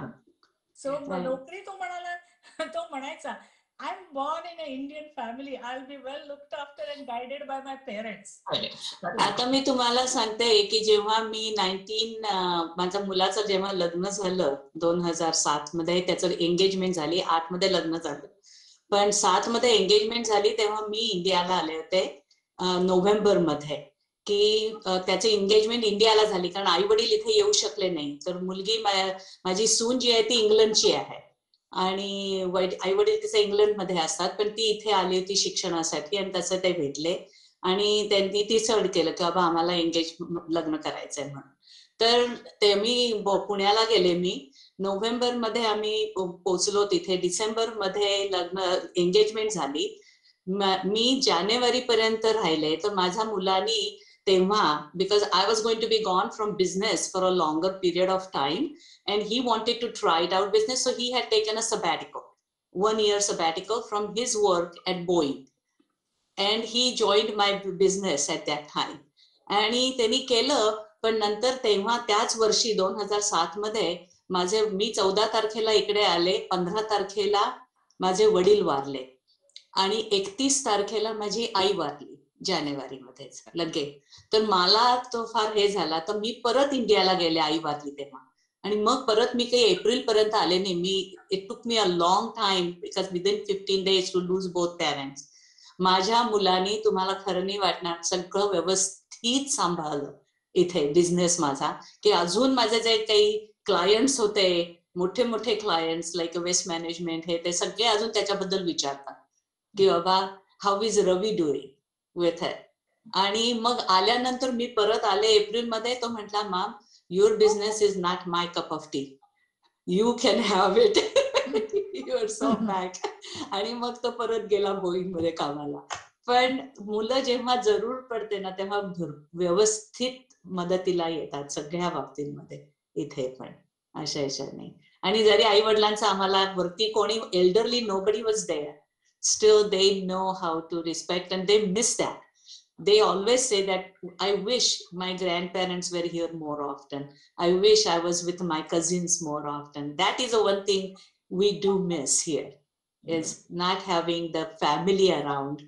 Even though friends are family, but still family is still important. With that, so. आपल्या भारतीय लोकांचे सगळे सुविद्य लोक असे माझ्याही माहितीत असे आहेत की दोघेही नवरा बायको आहेत, पण त्यांची मुलं नाही एवढी चांगली निघू शकली. त्यांची मुलं इथल्या मुलांसाठी, काही फॅमिलीतल्या मुलांसारखी बेजबाबदार वागताना दिसतात. तर त्यांना काय असं घडलं असेल की त्यामुळे ती म्हणजे ह्या आई वडिलांना असं वाटतं की अरे वाढवताना आमचं काय चुकलं, काय घडलं असेल त्यांच्या बाबतीत. मला वाटतं त्या मुलांचा अगं फोकस नसेल राहिला. आई वडिलांच्या ज्या अपेक्षा असतील मुलाकडनं, ती मुलं they did not agree with the expectation. आणि कदाचित बाहेर सारखं मॅच केलेलं आवडत नाही, त्यांच्यावर लक्ष ठेवलेलं आवडत नाही. आणि communication you need to have. आता उदाहरणार्थ मी एक उदाहरण सांगते की माझ्या माहितीतले नाही, पण माझ्या मैत्रिणीने मला सांगितलं, दोघंही नवरा बायको डॉक्टर आणि त्यांची मुलगी शाळेत काहीतरी 8वी 9वीत असेल. तर एकदा रात्री जेवण झाल्यानंतर सगळेजण जेवायला बरोबरच बसायचे. कोणाचं तरी काहीतरी चालू आहे ना, आवाज येतो. हा, काहीतरी आवाज येतोय. It's very disturbing. पण तुम्हाला ऐकायला येते पण असं खरखर येते. हा, मीना तुझा मीना ओके. ती मुलगी रात्री 2 वाजता आई दारावर टकटक झाली. तर आईला असं वाटलं की अरे मला चुकून भास होतोय की काय. पण थोड्या वेळाने परत आवाज आला जोरात आणि मग खालती येऊन बघते तर कॉप्स दारात होते आणि ते म्हणले तुमची मुलगी कुठे. तर ती म्हणली आता आम्ही तिघही जेवलो बरोबर आणि ती झोपायला गेली, आमच्या समोरच गेली, आहे ती तिच्या खोलीत. नाही तुम्ही जाऊन बघा म्हणली. तर तिने जाऊन, तर ती खरंच घरात नव्हती आणि ते म्हणले की तुम्ही घाबरू नका, ती आमच्या ताब्यात आहे, तुम्ही आमच्या बरोबर पोलीस स्टेशनला चला. दोघेही नवरा बायको, दोघेही डॉक्टरचे होते. ते गेले तिथे आणि ते एका मुलाबरोबर एका पार्कमध्ये, रात्रीचा पेट्रोल चालू होतं पार्कमध्ये, त्या पार्कमध्ये एका मुलाबरोबर ती सापडली. तर 8वी 9वीतली अशी ह्या वयाची मुलगी अशा तऱ्हेने सापडली. तर आईला असं वाटतं की मी कुठे चुकले या मुलीला वाढवताना. मला असं वाटतं की बरेचदा जेव्हा दोघही प्रोफेशनल काम करतात ना, इथे दोन्ही parents have to work. It's very difficult to make ends meet if you are not working. आणि मला तर माहित आहे स्वतःच की माझा बिझनेस होता, तर माझा तर 24 तास 7 दिवस I use to be so busy की लॉट ऑफ टाइम्स मला एवढा वेळ नसायचा जास्त. पण मग माझ्या नवऱ्यानी ती जास्त कमी, he did not take anything because you need so much time with kids की बाबा त्यांचे काय प्रॉब्लेम्स आहेत, काय, you have to be involved with them constantly with what's going on and communication. जेव्हा ते नसतं ना, जेव्हा की त्यांना वाटतं की काय यांना काही मला माझ्या ह्याची काही किंमत हे नाहीये जास्त, की बाबा they are busy with their own life, माझी life is not that important for them. Then that is how they go. Even though माझं बिझी असायचं तर तेवढं मुलं नेहमी म्हणतात की मॅम एवढी तू बिझी होती, पण तरी पण जेव्हा आम्हाला तुझी जरूर होती तेव्हा तू तिथे होतीस. मग मी रात्री 1-1, 2-2 वाजेपर्यंत काम करेन, पण if they needed me in the evening I was with them. Studies, त्यांचे grades, everything very closely we were watching them about it. की थोडस पण इकडे झालं की लगेच आमच्या लक्षात यायचं की बाबा असं का झालं ते. अगदी एक साधी गोष्ट तुम्हाला सांगते इथे, आणि माझ्या मुलाची आहे ही गोष्ट झालेली. आणि इथे होमकमिंग असतं, यु नो, प्रोग्राम जसं हायस्कूलमध्ये होमकमिंग आहे, प्रॉम आहे, असं असतं. तर प्रॉमच्या वेळेला they go out after the prom, they take a date, girl on a date with them, and then usually they'll go for a dinner and a dance and all that kind of a thing. तर इथे अशी पद्धत आहे मुलांची की बाबा after the प्रॉम that's a new excitement now for them ki we going to go and stay on a lake house somewhere or something. तर ते आम्हाला, माझा मुलगा म्हटला की I am taking this girl with me, that is fine. We wind up spending a lot of money on these proms for them. आणि त्याच्यानंतर आम्ही we going to go on that lake house. I said, who is going to be chaperone? Somebody adult has to be in that house. तुम्ही सगळे 17-18 वर्षाची मुलं एकटे जाणार. I know you going to drink. There will be beer. There will be alcohol involved. So what are you going to, who is going to be an adult there? कोणाच्या घरी जात आहात तुम्ही? तर म्हणे, why does it matter? We are going to, in another 2-3 months, I am going to go and stay in a hostel, which is a co-ed education hostel. Are you going to be there? Look over me. I said, I may not be there, but right now you're staying in my house and it's my responsibility. When you go on your own to hostel, it's your responsibility to take care of you. But I said, one single mistake from you can ruin your life. 3 महिने आमच्या घरी, 3 महिने it was a वादविवाद. पण शेवटी मी तुम्हाला सांगते की, आणि ते किती हे करतात, मैत्रानी वर्षाचा मुलगा त्याच्या बरोबर होता, यू नो बीना, वर्षा, त्यांनी तिच्या आईला सांगितलं की रेखानी, म्हणजे मी हो म्हंटल त्यांना राहायला. वर्षा माझ्याकडे काम करत होती तेव्हा, माझ्या बरोबर काम करायची ती माझ्या ऑफिसमध्ये.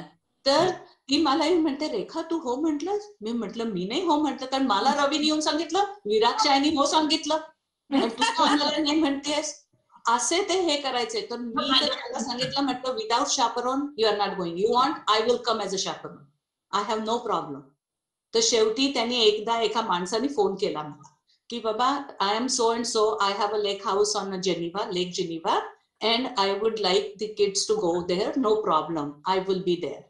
मी बिझी होते तेव्हा. मी म्हटलं मी तेव्हाच सलून केलं. म्हटलं तुमचा नंबर द्या मला. आम्ही इतकं लक्षात ठेवून मी काम करायची त्याच्याबरोबर. म्हटलं आय डोंट नो इफ त्याचा एक मित्रच कोणीतरी मला फोन करतोय की बाबा मी त्याचे वडील म्हणून काम करतो, फोन करतो अशा याच्याने. तर मी नंबर लिहून घेतला. मग मी परत फोन केला तर त्यांच्या बायकोनी वाचला. म्हटलं असं असं मला फोन आला होता, तुम्हीच फोन केला होता का? तुमच्या नवऱ्याने फोन केला होता का? हो म्हटल्या. म्हटलं न मग ठीक आहे. We definitely cross check everything. Sorry, Bina. Go ahead. Overall, I mean, you know, that age is such that you have exactly you have to watch it, you know. You have to. एकदा माझाही मुलगा असाच 13-14 वर्षाचा, तेव्हा आम्ही Naperville मध्ये राहायचो. Naperville had like curfew for म्हणजे 14 वर्षाच्या मुलांकरता देर वॉज नथिंग म्हणजे you had to be home by whatever 10 or 10:30 something like that. So ही मुलं कुठेतरी बर्थडेला गेलेली आणि तिकडून परत आल्यावर इट वॉज ओनली 8:30. सो ते कोणाच्या तरी बेसमेंट मध्ये मूवी बघत बसले. आणि then what happened is after 10:30 whatever I started getting worried that why my son is not home. आणि मग आम्ही नेपरविल डाऊनटाऊन मध्ये जाऊन चक्कर मारून आलो. परंतु they are not allowed in most of those areas. 14-year-olds are not allowed. So then I called at midnight. I called my neighbor. म्हणजे मला माहिती की तिचा मुलगा आणि आनंद they hang out together. So तिला फोन केला आणि मी म्हटलं I'm sorry Mary and I'm calling you this late. So ती म्हणाली oh they are watching movie. They were watching movie in the basement. So movie watch करता करता ही मुलं सगळेजण तिकडे झोपून गेले आणि किती वाजले ते त्यांना काहीच कळलं नाही. So he was still there at midnight. And then when the phone rang, I guess somebody woke up, and then the garage door opened and Marianne said that oh my garage door is opening. So Anand just ran home from there 4 houses down to my house. म्हटलं आनंद तू इतका उशिरापर्यंत काय करत होता? तर तो आला घरी आणि म्हणाला I'm sorry we all just fell asleep. परंतु that's the kind of concern you have when you have a 14-year-old and Right. home, nothing really happened, but I thought I was just losing my child, मी तर माझ्या घरी rule होता मुलांच्यासाठी. म्हटलं तुम्हाला curfew जेव्हा असायचा ना तेव्हा याल. मी तर कधी झोपलेली नसायची, पण म्हटलं मी झोपलेली असेल तर you have to come and give me kiss. 2 reasons. 1, 2, not only I love you and I want to know that, but I want to smell your breath. If there is any alcohol on that breath there. And I They think knew that. there are two sides to it. थोडंसं आपणही लक्षात घेतो ना की ही मुलं दुसऱ्या सोसायटीत वाढतायत. They're going to do that. पण आमच्याकडे एक असं साऊथ इंडियन कपल होतं, दोघंही डॉक्टर, एकच मुलगी अतिशय हुशार, पण तिला इतकं स्ट्रिक्ट साऊथ इंडियन परिस्थितीमध्ये तिला वाढवलं आणि तिला फक्त मुलींच्या शाळेत घातलं का तर म्हणे बिघडणार नाही तिकडे. She became such a wild child की ती मैत्रिणींना सांगायची की आज मी माझ्या आईला सांगणार आहे मी तुझ्याकडे जेवणार आहे, राहणार आहे आणि तू पण तसंच सांग. तर असा एकदा माझ्या मैत्रिणीकडे फोन आला तर नंदिनी म्हणाली प्रिया नाहीये आमच्याकडे. My God, she was found in the park at 2 o'clock in the morning with some boy. See, you have to give them enough freedom, but you have to guide them. You need to guide them. She was surrounded by all the other people in England, so she rebelled. Of course, she came back, and she's one of the leading doctors in London. So, but त्रास झाला आणि नंदिनीची मुलगी तिला रागवते की mamma why did you tell her Priya is not here? If they asked, you should have just said yes. She said, no, I can't lie. She's not here. नाही आणि एक minute Medha बोलते. नाही मला ते सरोज म्हणते ते अगदी खरं आहे की ही मुलं आपण म्हणजे वेस्टर्न कल्चर मध्ये वाढवतोय, त्यामुळे त्या दोन्ही याचा बॅलन्स ठेवणं फार ट्रिकी काम आहे. पण ते जरुरीचं पण आहे की तुम्हाला आपल्या व्हॅल्यूज सांगितल्या पाहिजे मुलांना, पण ऍट द सेम टाइम तुम्हाला मुलांना फ्रीडमही द्यायला पाहिजे. बरोबर आहे. त्याशिवाय ती ऍडजस्ट होऊ शकत नाही, कारण शेवटी त्यांना ह्या सोसायटीमध्ये राहायचंय, वेस्टर्न सोसायटीमध्ये राहायचंय. दुसरं म्हणजे मुलं काय ऍक्टिव्हिटीज मध्ये इन्व्हॉल्ड आहेत, चांगल्या ऍक्टिव्हिटीज मध्ये इन्व्हॉल्ड आहेत की नाही, आफ्टर स्कूल करिक्युलर ऍक्टिव्हिटीज मध्ये. हे या मुलांना जर गुंतवलं ना, आपण सगळ्या लोक खूप प्रयत्न करतो की आपण ह्या चांगल्या ऍक्टिव्हिटीज मध्ये आपण आपल्या मुलांना गुंतवतो, त्यामुळे त्यांचे मित्रमंडळी पण त्या फोकसशीच त्यांना मिळतात मोस्ट ऑफ द टाइम. आणि ते पण एक खूप महत्वाचं आहे की पण म्हणजे तुमच्या मित्रमंडळी, मुलांची मित्रमंडळी काय आहेत, म्हणजे त्यांचं कॅलिबर काय आहे, किंवा स्टुडियस आहेत की नाही, किंवा सिन्सिअर आहेत की नाही, किंवा सरळ मार्गी आहेत की नाही, हे आपल्याला थोडं लक्ष ठेवायला लागतं की मित्रमंडळी आहेत कोण, आपली मुलं कुठे जातात, आपली मुलं काय ऍक्टिव्हिटीज करतात. म्हणजे नॉट बिंग टू इंट्रुसिव्ह, पण ऍट द सेम टाइम आपण आपलं लक्ष सगळ्यांनाच ठेवायला लागतं. आय एम शुअर भारतातल्या म्हणजे आपल्या सगळ्याच पेरेंट्सना हे आपल्याला मनात ठेवायला लागतं. Yeah. तुम्ही पाहत असाल BMM ला जर कोणी गेलं असेल BMM कन्व्हेन्शनला, Uh-huh. तर तिथेही लग्न करायचं त्यांचा वधूवर सूचक मेळावा वगैरे असतो. ते तरुण मुलं वगैरे येतात, मुलं येतात, मुली पण येतात. पण असेच माझं दुसरे डॉक्टर फ्रेंड्स आहेत, त्यांना फार फार वाईट अनुभव आला. म्हणजे त्यांच्या लिफ्टमध्येच एक मुलगी होती, ज्या मुलीला 2 तरुण खांद्यावर हात टाकून, त्यांच्या खांद्यावर हात टाकून, शी वॉज ड्रंक, टोटली ड्रंक. आणि म्हणजे माझ्या मैत्रिणीला असं वाटलं की हिला ही मुलं कुठे तिच्या खोलीत जर जात असतील घेऊन, आणि आता काय होईल, अशी त्या म्हणजे माझ्या मैत्रिणीला भीती वाटली. म्हणून तर ते तिचा नवरा म्हणला जाऊ दे ना, आपल्याला काय करायचंय. पण फॉर सम रिझन तिच्या आईवडील, त्या मुलीच्या आई वडिलांना त्या मुलीची अवस्था कळली, आणि दुसऱ्या दिवशी सकाळी ब्रेकफास्टच्या लाईनीमध्ये ती मुलगी तिच्या आई वडिलांच्या बरोबर मुकाट्याने उभी होती. त्यांना ते कसं कळलं, काय कळलं माहिती नाही मला, पुढे काय झालं ते. पण म्हणजे अशा गोष्टी मी ऐकते, इथे बऱ्याच ऐकते. सुदैवाने आपली सगळ्यांचीच मुलं चांगली निघाली. ह्याच्याबद्दल ते का चांगली निघाली, घरात लक्ष होतं, मग जास्त लक्ष होतं, जास्त असलं तरी प्रॉब्लेम आहे, कमी असेल तर नक्कीच आहे. पण इंडिव्हिज्युअलिटी हे पण मॅटर्स नॉट. आणखी एक माझी मैत्रीण आहे की तिची मुलगी पण अशीच वाईल्ड निघाली आहे. पण ती अगदी माझे आमचे चांगले फॅमिली फ्रेंड्स आहेत, की असं नाही की त्यांनी लक्ष नाही दिलं. पण त्यांच्या घरात काय होतं की आई वडिलांचं एकमत नसायचं how to bring the child up. That was a problem. आई एक सांगायची, मुलगी जाऊन वडिलांना हे करायची कंप्लेंट, की वडील आईला चिडायचे.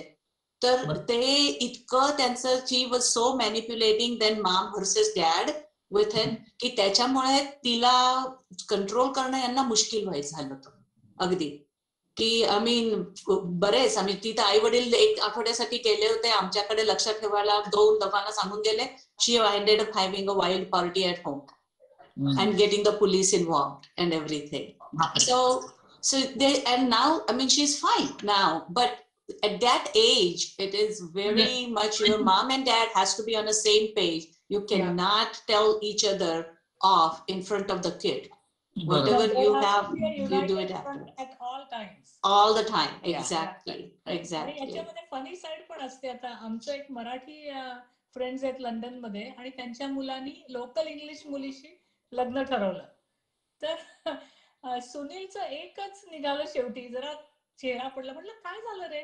नाही म्हणे, माझी एक इच्छा होती की सुनेनी छानपैकी पैठणी नेसून, हातात बांगड्या घालून, खाली वाकून नमस्कार करून म्हणावं, मामाची नमस्कार करते. त्याची बायको त्याच्या तोंडाकडे बघतच राहिली. ती म्हणली, सुनील, आपल्या लग्नाला 35 वर्ष झाली आहेत आणि मी तुझ्या वडिलांना असं कधी म्हणलं नाही. ती कशाला तुला म्हणणार आहे? नमस्कार करते. तर मी त्याला म्हणलं, सुनील, एवढंच इच्छा होती ना, तू सांगलीत राहायचं होतंस. प्रेरणा म्हणाली, असं काही गॅरंटी नाही की इंडियातली मुलगी पण असं म्हणेल आता, मामाची नमस्कार करते. पुढे आपल्या कोणाला इंडियात राहून जाऊन सेटल व्हावं, किंवा मुलांनी, आता उदाहरणार्थ माझ्या एका मुलाला त्याची बायको, तिचे माहेरच्यांची टाईज खूप चांगले, तिला असं वाटतं की नाही, आता 2 वर्षापूर्वी आई वारली तिची, पण त्यांना एक मुलगी आहे, आणि तिला असं वाटतं की आपण कायमचं इंडियाला सेटल व्हावं. इथे काय आहे, इथे काय आहे, इथे काय आहे, इथे काय. आली इथे झाली, आता 20 वर्ष झाली ती आली. पण मुलाची मात्र काही इच्छा नाहीये की आपण इंडियाला सेटल व्हावं म्हणून. मुलगी आता 6 वर्षाची आहे.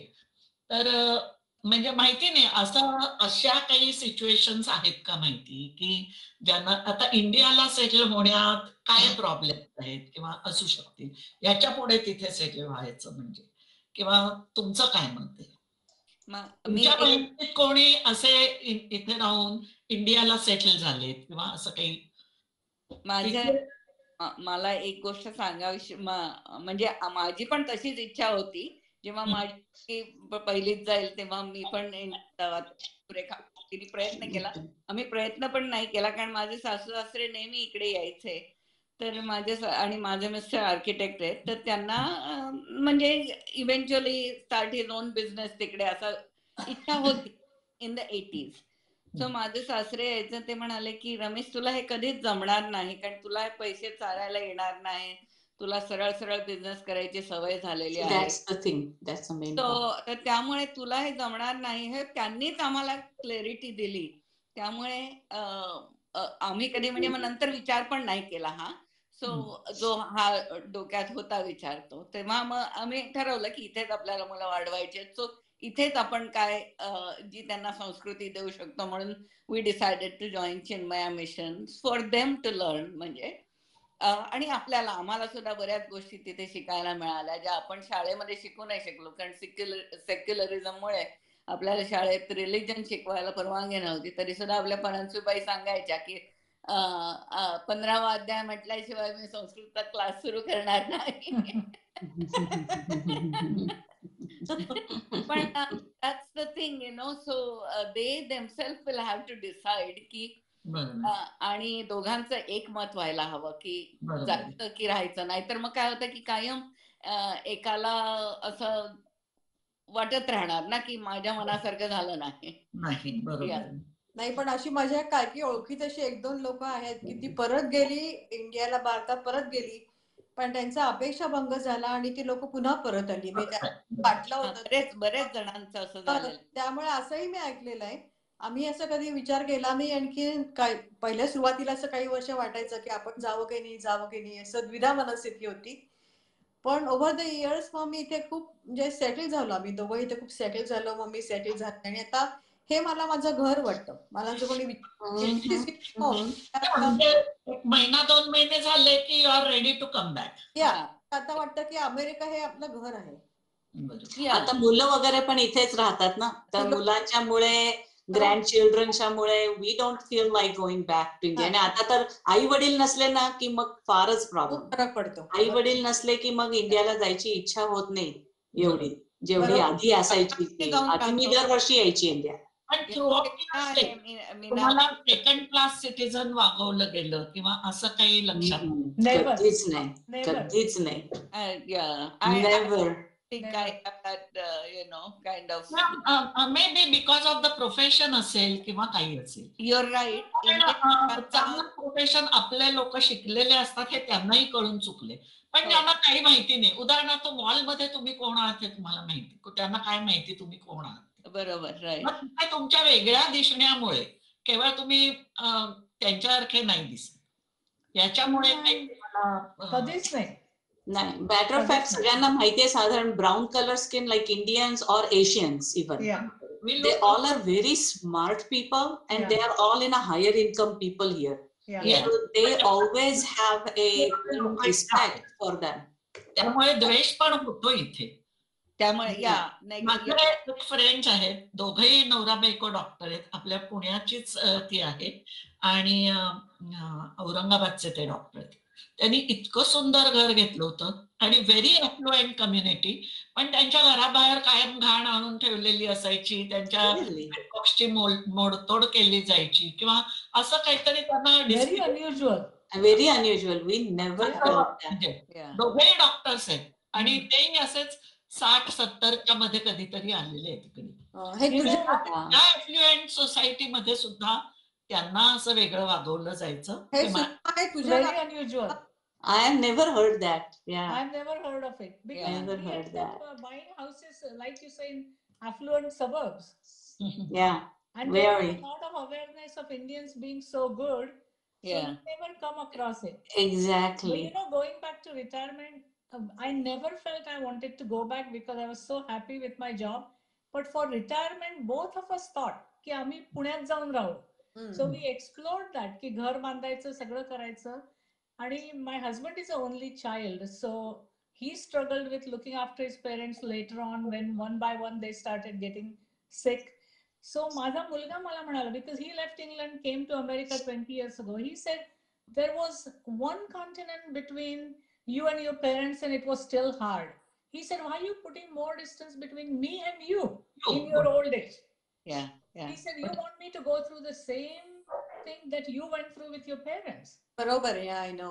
So What- that Yeah. consideration comes Hmm. into your retirement decision also, where Yeah. you're going to live. Very much, yeah. Saroj आता कसं वाटतं इथे, आवडतं? अगं, I use to come so often, कारण माझी चुलत बहीण आहे ना, ती हा. माझ्या सख्या बहिणीसारखी आहे. So I use to come twice a year to America since 1985. Oh, Then my son came 20 years ago. I used to come 2 or 3 times. So this is like second home. And if you come Like from my- Western world, there is no adjustment. But if you come first time from India to America, it's a big adjustment. yeah. तू बहीण पण doctor आहे का? In the sense of वेळेवर जाणं, कुठे? दिलेली वेळ पाळणं. हो. तर लायसन्स आपल्याला इतक्या सहज हातामध्ये येतो, कुठेही रांगात लावायला लागत नाही. अगदी ह्या गोष्टींच्यासाठी मात्र इंडियात त्रास होतो. त्रास होतो. हो, अगदी. पण म्हणजे मला तसा life in Europe and life in America, there is not a big difference. That's good. Day to day life is just the same anywhere. Similar, you go. yeah. Yeah. Only thing in England and America, the houses are a little bit bigger in America. Yeah, but I always had a big house even in Because you were not in a London. I have No, been in I a was London. outside Oh my London. God, I such a was tiny outside houses. home. Yeah. पण मी काय Birmingham, Mumbai I- आणि yeah, पुण्यासारखं it's आहे. पण काय अमेरिकेत सगळंच मोठं आहे. हा. हो, बरोबर आहे. गाड्या मोठ्या, Yeah. आता गाड्या मोठ्या फिरायला लागतात. कप मोठे, माणसं गाड्या मोठ्या, सगळंच मोठे, रस्ते मोठे. सगळेच मोठं. अगदी. म्हणून आपणही मोठे मोठे होत जातो. You know, the only thing I miss is in Europe, you fly for an hour, you're in a completely different culture, completely different country. Country. Yeah. Going anywhere in Europe was just like a weekend thing. अक्षरशः That I totally miss. Yeah. That's true. Yeah. That is very true. Yeah. It was But very apart nice. from that, really nothing had changed. नाही, And युरोपचा I'm so lucky. I'm surrounded by all my childhood friends in the same subdivision. So my neighbors are Deshpande, Munde, Ghadge, Pense. These are my Oh, neighbors. really? And I have known them from childhood. Yeah. I also feel that I was so lucky that I got the best of both worlds. I got the best parents and the education and the culture development in India, and then the best education and a professional life in America. It was really, I mean, I feel like I'm blessed with everything. Very fulfilling. Very fulfilling. Absolutely. yes. I feel very fulfilled, very happy with life. What I Life. got, I never asked for anything, but everything that Exactly. it Same just thing. fell in the lap. Yeah. Same thing. And now yeah. air travel is so easy. Easy. Yeah. Barring last year. I mean, we're not talking about last year. No. Right. But Yeah. especially from England, I used to go practically every year, 8 hours, and you're in India. Right. Yeah. Mhm. So that way, I never lost my Indian roots. So Yeah. the other day, last year, we were sitting around the table. All are Indians. We are the only Europeans. So Uh-huh. everybody had to define what do they feel they are. So I said, I am an Indian who lived in Britain and who is now living in America. I will never forget that I am an Indian. At heart, Yeah. I am always Right. Indian. Oh, that is always Indian. is. Indian That at is heart. always is. Yes. Yeah. Indian. Yeah. Yeah. That's very तरच true. तू म्हणालीस तसं माझ्याही सब division मध्ये एवढे मला इथे Indian लोक भेटलेले आहेत आणि none of them I knew before, but in last year and a half and out of that 1 whole year is this quarantine. So, compulsorily we are staying inside the subdivision. Yeah. And I have about half dozen friends, आपल्या age group madle. Yeah. So I just feel that this is like, God's gift to me. Yeah, it is. It is. त्यातल्या 2-3 मराठी भेटलेल्या आहेत, 2-3 गुजराती भेटल्या आहेत, 1-2 south Indian भेटल्या. So it's really good. We have a Nice mix. आणि once a week we chant here Vishnu Sahasranam. So it's really rewarding. म्हणजे आम्ही आता बॅकयार्ड मध्ये बसून, कारण सगळ्याजणी मास्क लावून हे म्हणतो विष्णू सहस्त्रनाम आणि मग 1-2 श्लोकांचे अर्थ वाचतो त्या चिन्मया मिशनच्या बुक मधून. So it's very rewarding at this time of my life. I feel that आणि मुलं जवळ नसतात परंतु हाकेच्या They're just a flight away. They're only a flight away. Exactly. Exactly Yeah. Yeah. माझ्या 2 शोल्डरच्या सर्जरीज झाल्या, rotator cuff repair. Every surgery, everybody flew in right away. Yeah. I said it's just the outpatient surgery, I rotator know. cuff surgery. But still the kids they आणि आम्ही पण गीता वगैरेचे हे करतो. दर आठवड्याला एकदा आम्ही गीताचा सेशन असतो आमचा. मेघना, आम्ही 8 तुझी लोक. मुलं कुठं आहेत? माझी मुलगी ह्युस्टनला असते आणि तिला 2 मुलं आहेत. आणखी माझा मुलगा इथे पोर्टलंड ऑरेगन मध्ये आहे. हो, जवळ आहे. जवळच आहे, जवळ आहे. मला मुलगा भेटतो, मुलीला फेस टाइम सध्या चालू आहे, प्रवास नाहीये पण फेस टाइम वर बोलते, नातवंडांशी बोलते, त्यामुळे छान वाटतं. Yeah. इथे मला मीना दिसते आहे, मीना वांकर. हो, मीनाच्या दोन्ही मुली इथे आहेत हो अमेरिकेमध्ये. Meena, how do you feel? Well, fine. मला सुषमाला प्रश्न विचारायचा होता बोल. की सुषमा, तू खूप वर्ष इथे अमेरिकेत आहेस, तुझे थोडे अनुभव सांग ना, की तुला कसं वाटतं इथे. Yeah. माझी मुलं मोठी झाल्यावर मी इथे आले. थोडं सांग ना त्याविषयी. म्हणजे लग्न झाल्यावर मी 75 साली लग्न झालं. 76 साली आम्ही मुंबईला, मला मुलगा पण झाला आणि मुंबईला आम्ही सेटल झालो, म्हणजे पार्ल्याला. मग 8 वर्ष वगैरे तिकडेच होतो. माझी फार इच्छा होती की अनिरुद्धच्या करिअरच्या दृष्टीने जे काही त्याला जॉब जो काही आहे किंवा त्याला त्या मनाने तेवढा उत्कर्ष नाही, तर भारतापेक्षा आणि त्याच्या सवयी, खाण्यापिण्याच्या हॅबिट्स किंवा आवडीनिवडी हे सगळं साधारण त्याचं वेस्टर्न हे आहे. म्हणजे त्याच्या असलेल्या गुणांना की त्याच्या आवडीनिवडींना परदेशात जास्त चांगला वाव मिळेल. तर त्यामुळे नोकरी बदलायची पण तो तयार नव्हता वगैरे वगैरे. असं करता करता 91 साली मात्र त्यांनी नोकरी बदलली. तोपर्यंत आमचा मुंबईत फ्लॅट पण घेऊन झाला होता. मला 2 मुलं होती. 91 साली हो, मुलगा बऱ्यापैकी मोठा होता, 76चा बॉर्न आहे तो, आणि दुसरा 82चा आहे. तर मुंजी वगैरे त्यांच्या झालेल्या. आणि 91 साली अनिरुद्ध इंग्लंडला गेला पटनी कम्प्युटर तर्फे, आणि 4 वर्ष जवळजवळ तो तिथे होता. तेव्हा मी 4 वर्ष एकटी मुंबईत राहून, अर्थात सुट्टीसाठी वगैरे मी गेले होते. आणि मग 96 साली त्याच्यानंतर तो जो बाहेर होता तो बाहेरच, म्हणजे अमेरिकेतला GEAचा प्रोजेक्ट आला होता त्याला, सिन्सिनाटीला होता तो. आणि मग त्याच्यानंतर त्याला ऑफर आली आणि त्याला इकडे सेटल व्हायचा चान्स जेव्हा आला, दॅट वॉज इन 1996. तेव्हा मी म्हणजे त्याचं ग्रीन कार्ड जेव्हा फाईल केलं त्यावेळी मुलगा, धाकटा मुलगा 9वी मध्ये होता. म्हणजे माझे दोन्ही, आणि मोठा मुलगा आर्किटेक्चरच्या 2ऱ्या वर्षाला होता. तर मला अंडरग्रॅड त्याला इथे आणणं आणि H1च्या म्हणजे इन्कमवर त्याला इथे अंडरग्रॅडचं शिक्षण देणं हे काही परवडण्यासारखं नव्हतं. वेदर ॲज 9वीतला मुलगा म्हणजे शाळेतलं शिक्षण काहीच प्रॉब्लेम नव्हता आणि तो बऱ्यापैकी इंडिपेंडंट, म्हणजे तो बॉर्नच इंडिपेंडंट, म्हणजे तो कधी असा आई नाही म्हणून घरी कोणी नाही मला वगैरे मग रडत बसलाय असा तो त्याचा म्हणजे स्वभावच बराचसा इंडिपेंडंट असल्यामुळे त्याला मग मी अनिरुद्धच्या जवळ, म्हणजे नवऱ्याजवळ माझा मुलगा होता, शाळेमध्ये त्याला इथे घातलं. वेदर 2-4 महिने जास्त इथे राहून मी अनंगाची, म्हणजे मोठ्या मुलाची डिग्री कंप्लीट केल्याशिवाय आपण मग त्याचं त्याला ठरवू देत पुढे काय करायचं ते.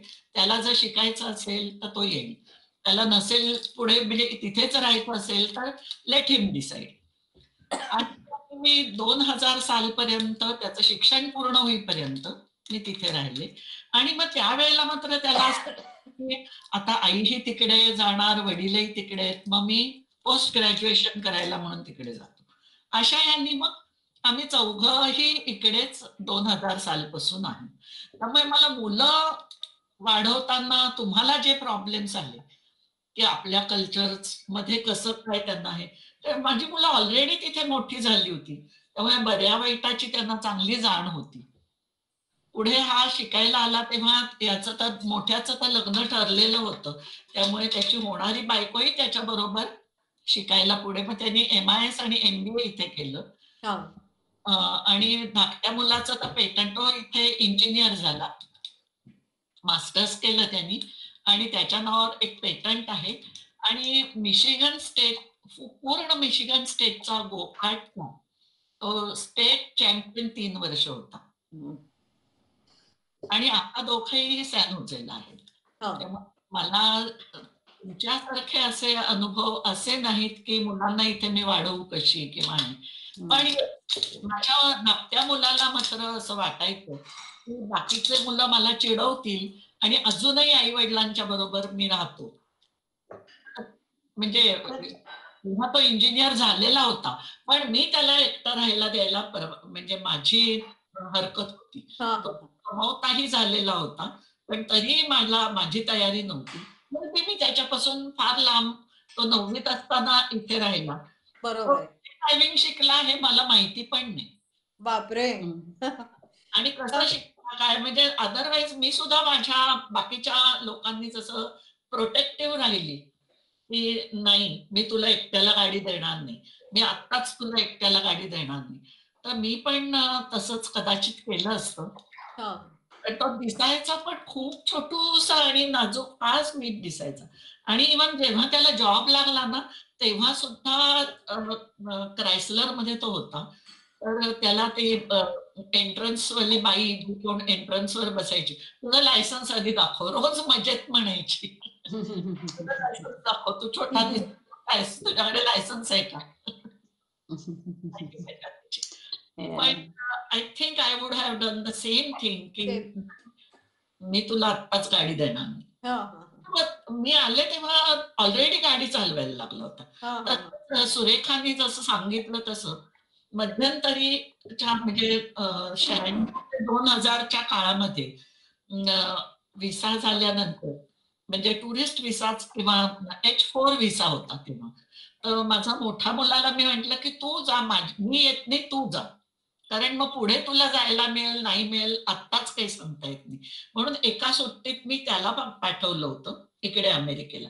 तेव्हा त्यांनी जे बघितलं की माझा धाकटा मुलगा कुठल्याही कॉम्प्युटरला म्हणजे हे डिस्मॅन्टल करा, पार्ट काढा, परत घाला, परत जोडा, हे करा, अक्षरशः फ्रीली तो करायचा. आणि तो कितीतरी 6 वर्षांचं दोघांच्यात अंतर आहे. घरी आल्यावर माझ्या मोठ्या मुलाने मला मम्मी तू म्हणशील तेवढा मी अभ्यास करीन, तू सांगशील ते करीन, पण मला कॉम्प्युटर घेऊन दे.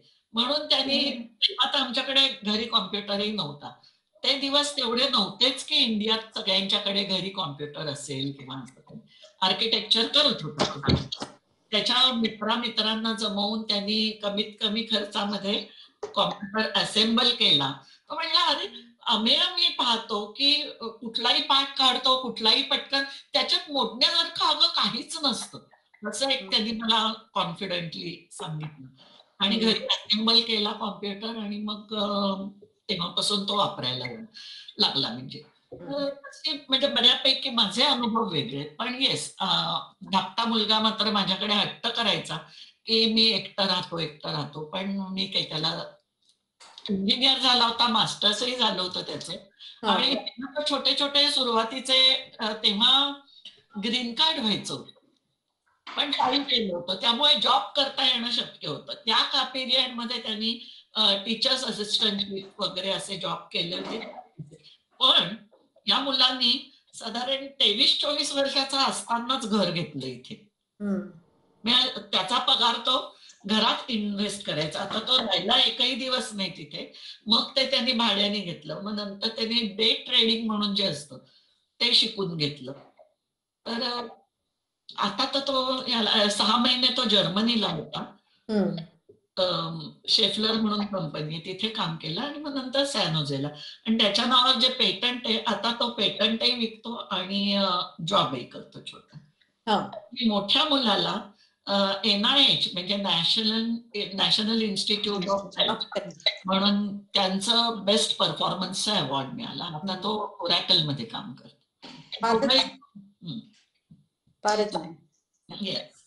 Very good. पण त्या पिरियड मध्ये मुलांपासून लांब राहणं हे काय असतं? 9वीतला मुलगा, अर्धवट वयाचा, म्हणजे दोघंही ऑफकोर्स दोन्ही मुलं सारखीच, डावा डोळा लाडका आहे का उजवा डोळा आवडतो जास्त असं काही सांगता येत नाही. दोन्ही सेम लाडकी असतात. बरोबर आहे. हा. त्याला सोडून राहायचं फार अवघड आहे. खूप अवघड आहे. म्हणजे हे त्रास झाला मला तेव्हा. अगदी आय कॅन इमॅजिन. माझी आई नेहमी म्हणायची की तुझा बिझनेस आहे. माझा जेव्हा तिसरा मुलगा मला सरप्राईज झाला तेव्हा I had just started my new clinic, तर ती मला म्हणायची तू पाठवून दे त्याला माझ्याकडे, मी काय विल टेक केअर ऑफ हिम. म्हटलं नो. मग आईला इतकी चिंता, आईलाच चिंता असते सगळ्यांना, आय टेल यू. मग ती घेऊन आली एक बाई इंडियाहूनच, पूर्ण दिवसभर घरीच राहणारे असं माझ्याकडे. मग लिव्ह इनच होती. After that was a live in. So 3 मुलं होती मला, पहिली 2 आणि मग तिसऱ्यामध्ये 5 वर्षाचा अंतर होता, धाकटी मुलगी आणि ह्याच्यामध्ये. So they are all doing well, thank God. चला, चला, I think it was a nice gathering. It was really. मैत्रिणींनो, तुम्ही परदेशातील गमती जमती अनुभव आणि आपल्या या गप्पा कधीच संपू नयेत असं वाटत असताना आपल्याला कार्यक्रमाचा शेवट करायला लागतोय. गड्या आपुला देश बरा या विचारातून बाहेर पडून एक सुंदर भावविश्व तुम्ही अनुभवलं, निर्माण केलं, आपली माणसं जमवली व त्या पलीकडचा गोतावळा जमवला आणि सर्वजणी तुम्ही त्यात रमून गेलात. आता आयुष्याच्या संध्याकाळी तो देश तुम्हाला प्रिय झाला, तो तेथील माणसांमुळे आणि माणुसकीच्या अनुभवलेल्या क्षणांमुळे. आताच्या तंत्रज्ञानामुळे आपण परत अनेक वर्षांनी जोडले गेलो व या आठवणीत रंगून गेलो. तुम्ही अतिशय मनमोकळेपणाने आमच्याशी गप्पा मारल्या, तुमचं भावविश्व तुम्ही उलगडलं, त्याच्यामुळे मला माझं मन फार भरून आलं. तुमचं पुढचं आयुष्यही असंच खूप सुखासमाधानात जाऊ दे आणि भारतात आलात की आपण नक्की प्रत्यक्ष भेटू, आणखीन आठवणी आपण जाणून घेऊया. सुषमाने नेहमीप्रमाणेच भारदार सुरुवात केली. मेधा, बीना, सर्व सुरेखा आणि सुषमा सगळ्या जणी सकाळी लवकर उठून आपल्याशी त्यांनी गप्पा मारल्या आणि त्या वेगळ्या जगाची आपल्याला ओळख करून दिली आणि 7 समुद्रापलीकडचे आपण परत जोडले गेलो. तर ते जग आम्ही अनुभवू शकलो. तुम्हा सर्वांचे मनापासून खूप खूप आभार. तर आता कोणाला जर विचारायचं असेल तर तुम्ही अनम्यूट करून त्यांना प्रश्न विचारू शकता. आणि फारच म्हणजे मजा आली, बहार आली एकदम तुमचे सगळे अनुभव ऐकून. आणि म्हणली तसं आम्ही जेव्हा येतो पॅरेंट्स तिथे, तेव्हा ही जसं म्हणली सुरेखा की बेस्ट ऑफ बोथ वर्ल्ड्स, तसं माझा मुलगा पण म्हणतो नेहमी की आम्ही आलो की एक वेगळं थोडं ॲटमॉस्फिअर बदलतं ना, म्हणजे असं त्यांना हे वाटतं, रिलॅक्स वाटतं आई वडील आले की. ते पटकन बाहेर जाऊ शकतात, मुलांना सोडून जाऊ शकतात, ते घरी आल्यावर स्वयंपाक रेडी असतो. त्याच्यामुळे तो हे वाक्य नेहमी म्हणतो, बेस्ट ऑफ बोथ वर्ल्ड्स. माझी मुलगी आणि माझा मुलगा तेच म्हणतात, आता आई आता 2 डोस झाले, आता ये. आता मी पुढच्या रविवारी चालली मोठ्या मुलाकडे सियाटलला आणि मग त्याच्यानंतर सॅन्डिएगोला मुलीकडे.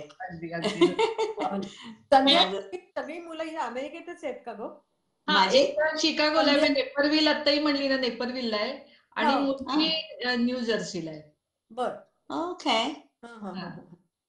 तर आमच्या एक जवळ आहे. Sandhya, it's a great idea. Thank you for thinking about it. Yeah, this was a good. At least we got to know all other people in America.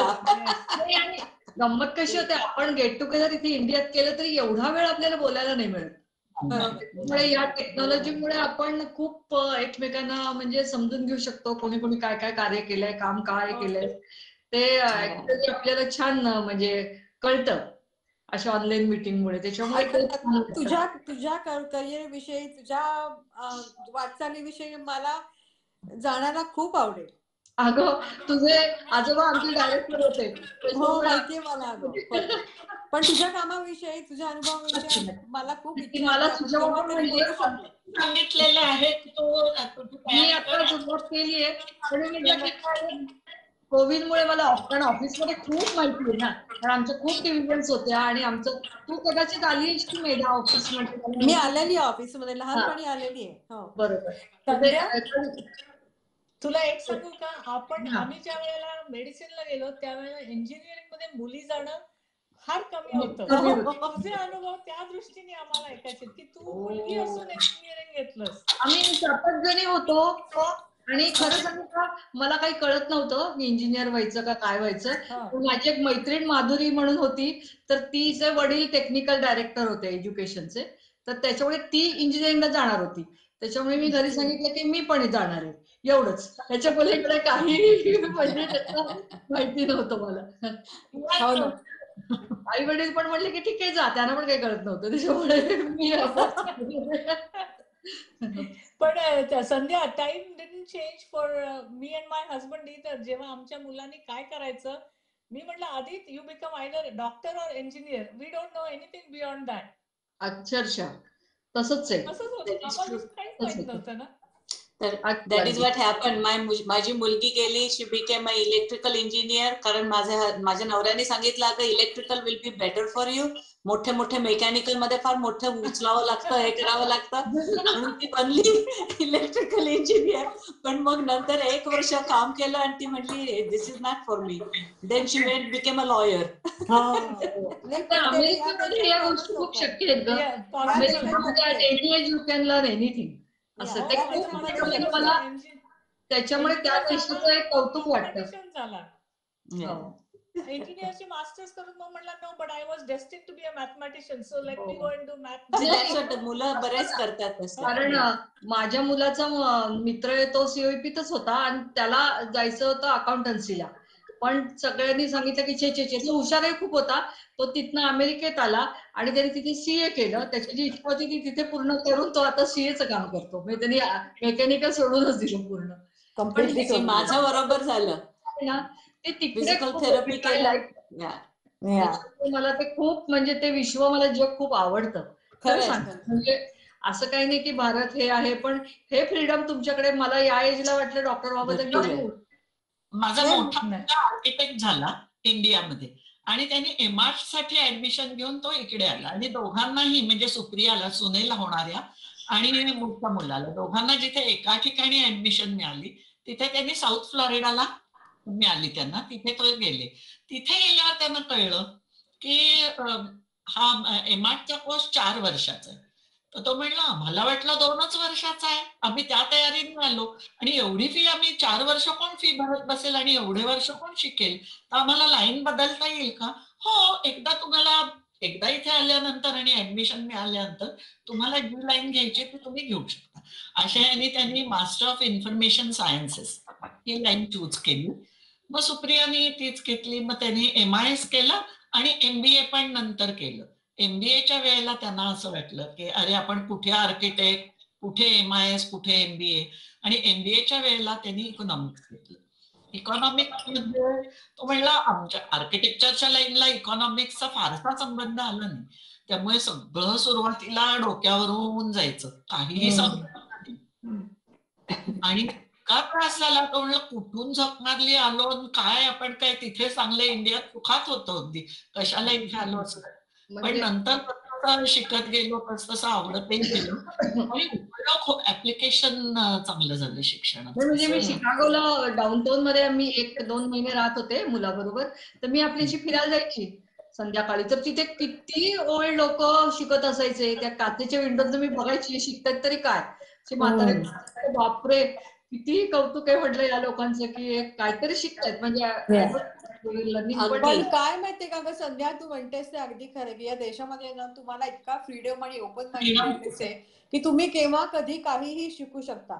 आणि सिनियर लोकांसाठी खूप ठिकाणी फ्री तुम्हाला शिकायला मिळतात, फुकटात शिकायला मिळतात गोष्टी. म्हणल्याप्रमाणे मी इथे जेव्हा सुरुवातीला 96 साली आले ना, त्या महिन्यासाठीच आले होते हे मला माहिती होतं. मला IDP होता माझ्याकडे, इंटरनॅशनल ड्रायव्हर्स लायसन्स. त्याच्या जीवावर मी एक गाडी चालवत होते आणि एका शाळेमध्ये ब्रुकलिन हायस्कूल का कुठेतरी इथे आलेल्या परदेशी लोकांसाठी किंवा सिनियर लोकांसाठी इथे इंग्लिश कसं बोलतात, कारण आपल्या कलोकियल इंग्लिश असलं आणि इंडियात काय आपण इंग्लिश आपलं काय असं तरखडकर. पण इंग्लंडमध्ये मी होते ना, तर मला कधीच उच्चाराचा प्रश्न ते सुद्धा तू बघितलं बोलतात. म्हणजे अगं कधी नाही, इथलं हे इकडून तिकडे आणि मला कोणी माहिती नव्हतं आणि व्यवस्थित मला कळलं. आणि मी क्लासमध्ये बसायची ना, म्हणजे काय MS करत होते, त्याच्यामुळे मला खरं एक कण पण नाही जाणवलं की काहीतरी वेगळं आहे. पण हे अगं संध्या, इथे अमेरिकेतलं स्लँग हे खूप वेगळं आहे. खूप- आणि अमेरिकेमध्ये नाही एस्पेशली कळत. स्लँग म्हणतो ना, की स्लँग खूप अवघड आहे. अवघड आहे. वेळ लागतो. आणि त्याच्यामुळे नशिबाने इंग्लंडमध्ये असल्यामुळे रोज घरी मराठी बोलतो, वर्षानुवर्ष मराठी बोलतो, कधीही इंग्लिश बोललेलं नसतं. त्यामुळे एखादा समोरून इंग्लिशमध्ये प्रश्न आला की आपल्या लँग्वेज मध्ये आपण त्याची विचार करतो. आणि मग मला तेच ना, की as a therapist I knew I had to be talking with the people, आणि Yes. त्यांना लक्षात यायला पाहिजे माझं काय. म्हणून मग मी शेवटी कॉलेजमध्येच असताना एक स्पीचचा क्लास घेतला, त्याच्यामधला कोर्स स्पीच मध्ये होता, आणि that really help me a lot. की त्यांनी सांगितलं मला की कसे pronunciation, like O is pronounced as आ, and all those things we learn, and how to pronounce a th sound. आपण द म्हणतो ना, असं the, it is like a, so you learn that pronunciation. आणि main thing is to slow down. We talk so fast We talk so that they fast. don't understand. Makes So- But you know, it is easy to talk with American accent. It is not easy to talk with perfect Oxford accent. That is difficult to learn later on in life unless you go to elocution lessons. Yeah, we still have accent, you know. Yeah. We can learn, talk to them, but I still have accent. My kids always tell me, oh, you're Indian accent, mom. wrong नाही. That's going with us. Yeah, मुलांना नाही accent बिलकुल. पण आता तुला मी सांगते, या देशामध्ये डायव्हर्सिटी इतकी वाढत चालली की इथल्या गोऱ्या लोकांना, इथल्या अमेरिकन लोकांना आता ऍक्सेंटेड भाषा ऐकायची सवय व्हायला लागली हळूहळू. पूर्वी त्यांना ती अजिबात सवय नव्हती, त्यामुळे त्यांना त्यांचं डोकं चालायचं नाही. आता ते कॅन काइंड ऑफ इमॅजिन की बाई काय बोलत असेल, कुठला शब्द म्हणला. आता फरक पडत चालला या लोकांमध्ये सुद्धा. आजकाल आयफोन वगैरे वरती पण ते म्हणतात, तुम्हाला इंग्लिश पाहिजे, तुम्हाला इंडियन इंग्लिश पाहिजे. I know. It's all there. Accent मात्र अजूनही difficult to follow for all American. So माझी सून स्पॅनिश आहे, तर कशाने? खूपच आहे अगदी. फारच छान ग, म्हणजे तिला दोन्ही भाषा अगदी छान येतील. दोन्ही, आणि आम्ही मराठी पण शिकवलंय. हो बापरे, किती छान. मला पाहिजे, मला नको, अंघोळ घालते. आपण म्हणतो ना की मुलांना कशी हे असते. माझ्या मुलांना, त्यांना मारवाडी कळतं, मराठी कळतं, हिंदी कळतं, पण बोलत फक्त इंग्लिश. पण आता त्यांची माझ्याकडे हे असते, सगळ्यांची मुलं झालेली आहे की बाबा mom, you speak with them in Hindi. I want you to them to learn Hindi. म्हटलं उपयोग काय, तुला तर हिंदी बोलता येत नाही, आणि ती हिंदी बोलून काय उपयोग नाही. तिला हिंदी यायला पाहिजे, त्यांना हिंदी यायला पाहिजे. नाही पण चांगलं आहे, मुलांना असं वाटतंय किती चांगलं आहे ग. अगदी अगदी. छान आहे. हो ना. चला, आय बेटर गो. थँक्यू. आता पोटात कावळे वाजायला लागले, हे करायला लागले, अजून मी ब्रेकफास्ट नाही तुम्हाला घेतला. सगळ्यांना थँक्यू. हो. आपल्या thank you so much. Really Great. It is great somebody who is interested in knowing how we spent our life. Yes, it is.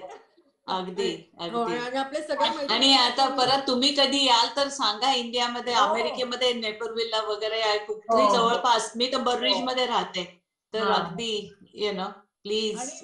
मी आता बीना तर टॅम्पा मध्ये आहे ना. Bina Tampa, Florida. हो, टॅम्पा मध्ये. माझ्यापासून 1.5 तासावर आहे बीना. हो, तेच मी म्हटलं, याच्यामुळे आता माहिती झालं की कोण कुठे आहे. तर इतके दिवस माहितच नव्हतं ना.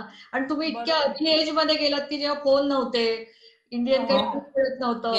काय एज मध्ये कसं केलं. आता किती सुविधा झाल्यात ना, आता काही प्रॉब्लेम. खूपच अगदी.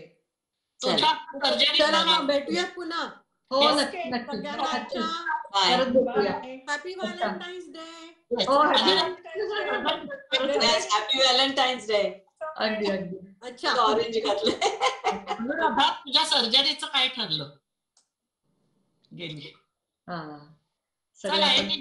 अच्छा, बाय बाय. हो, नक्की परत भेटू.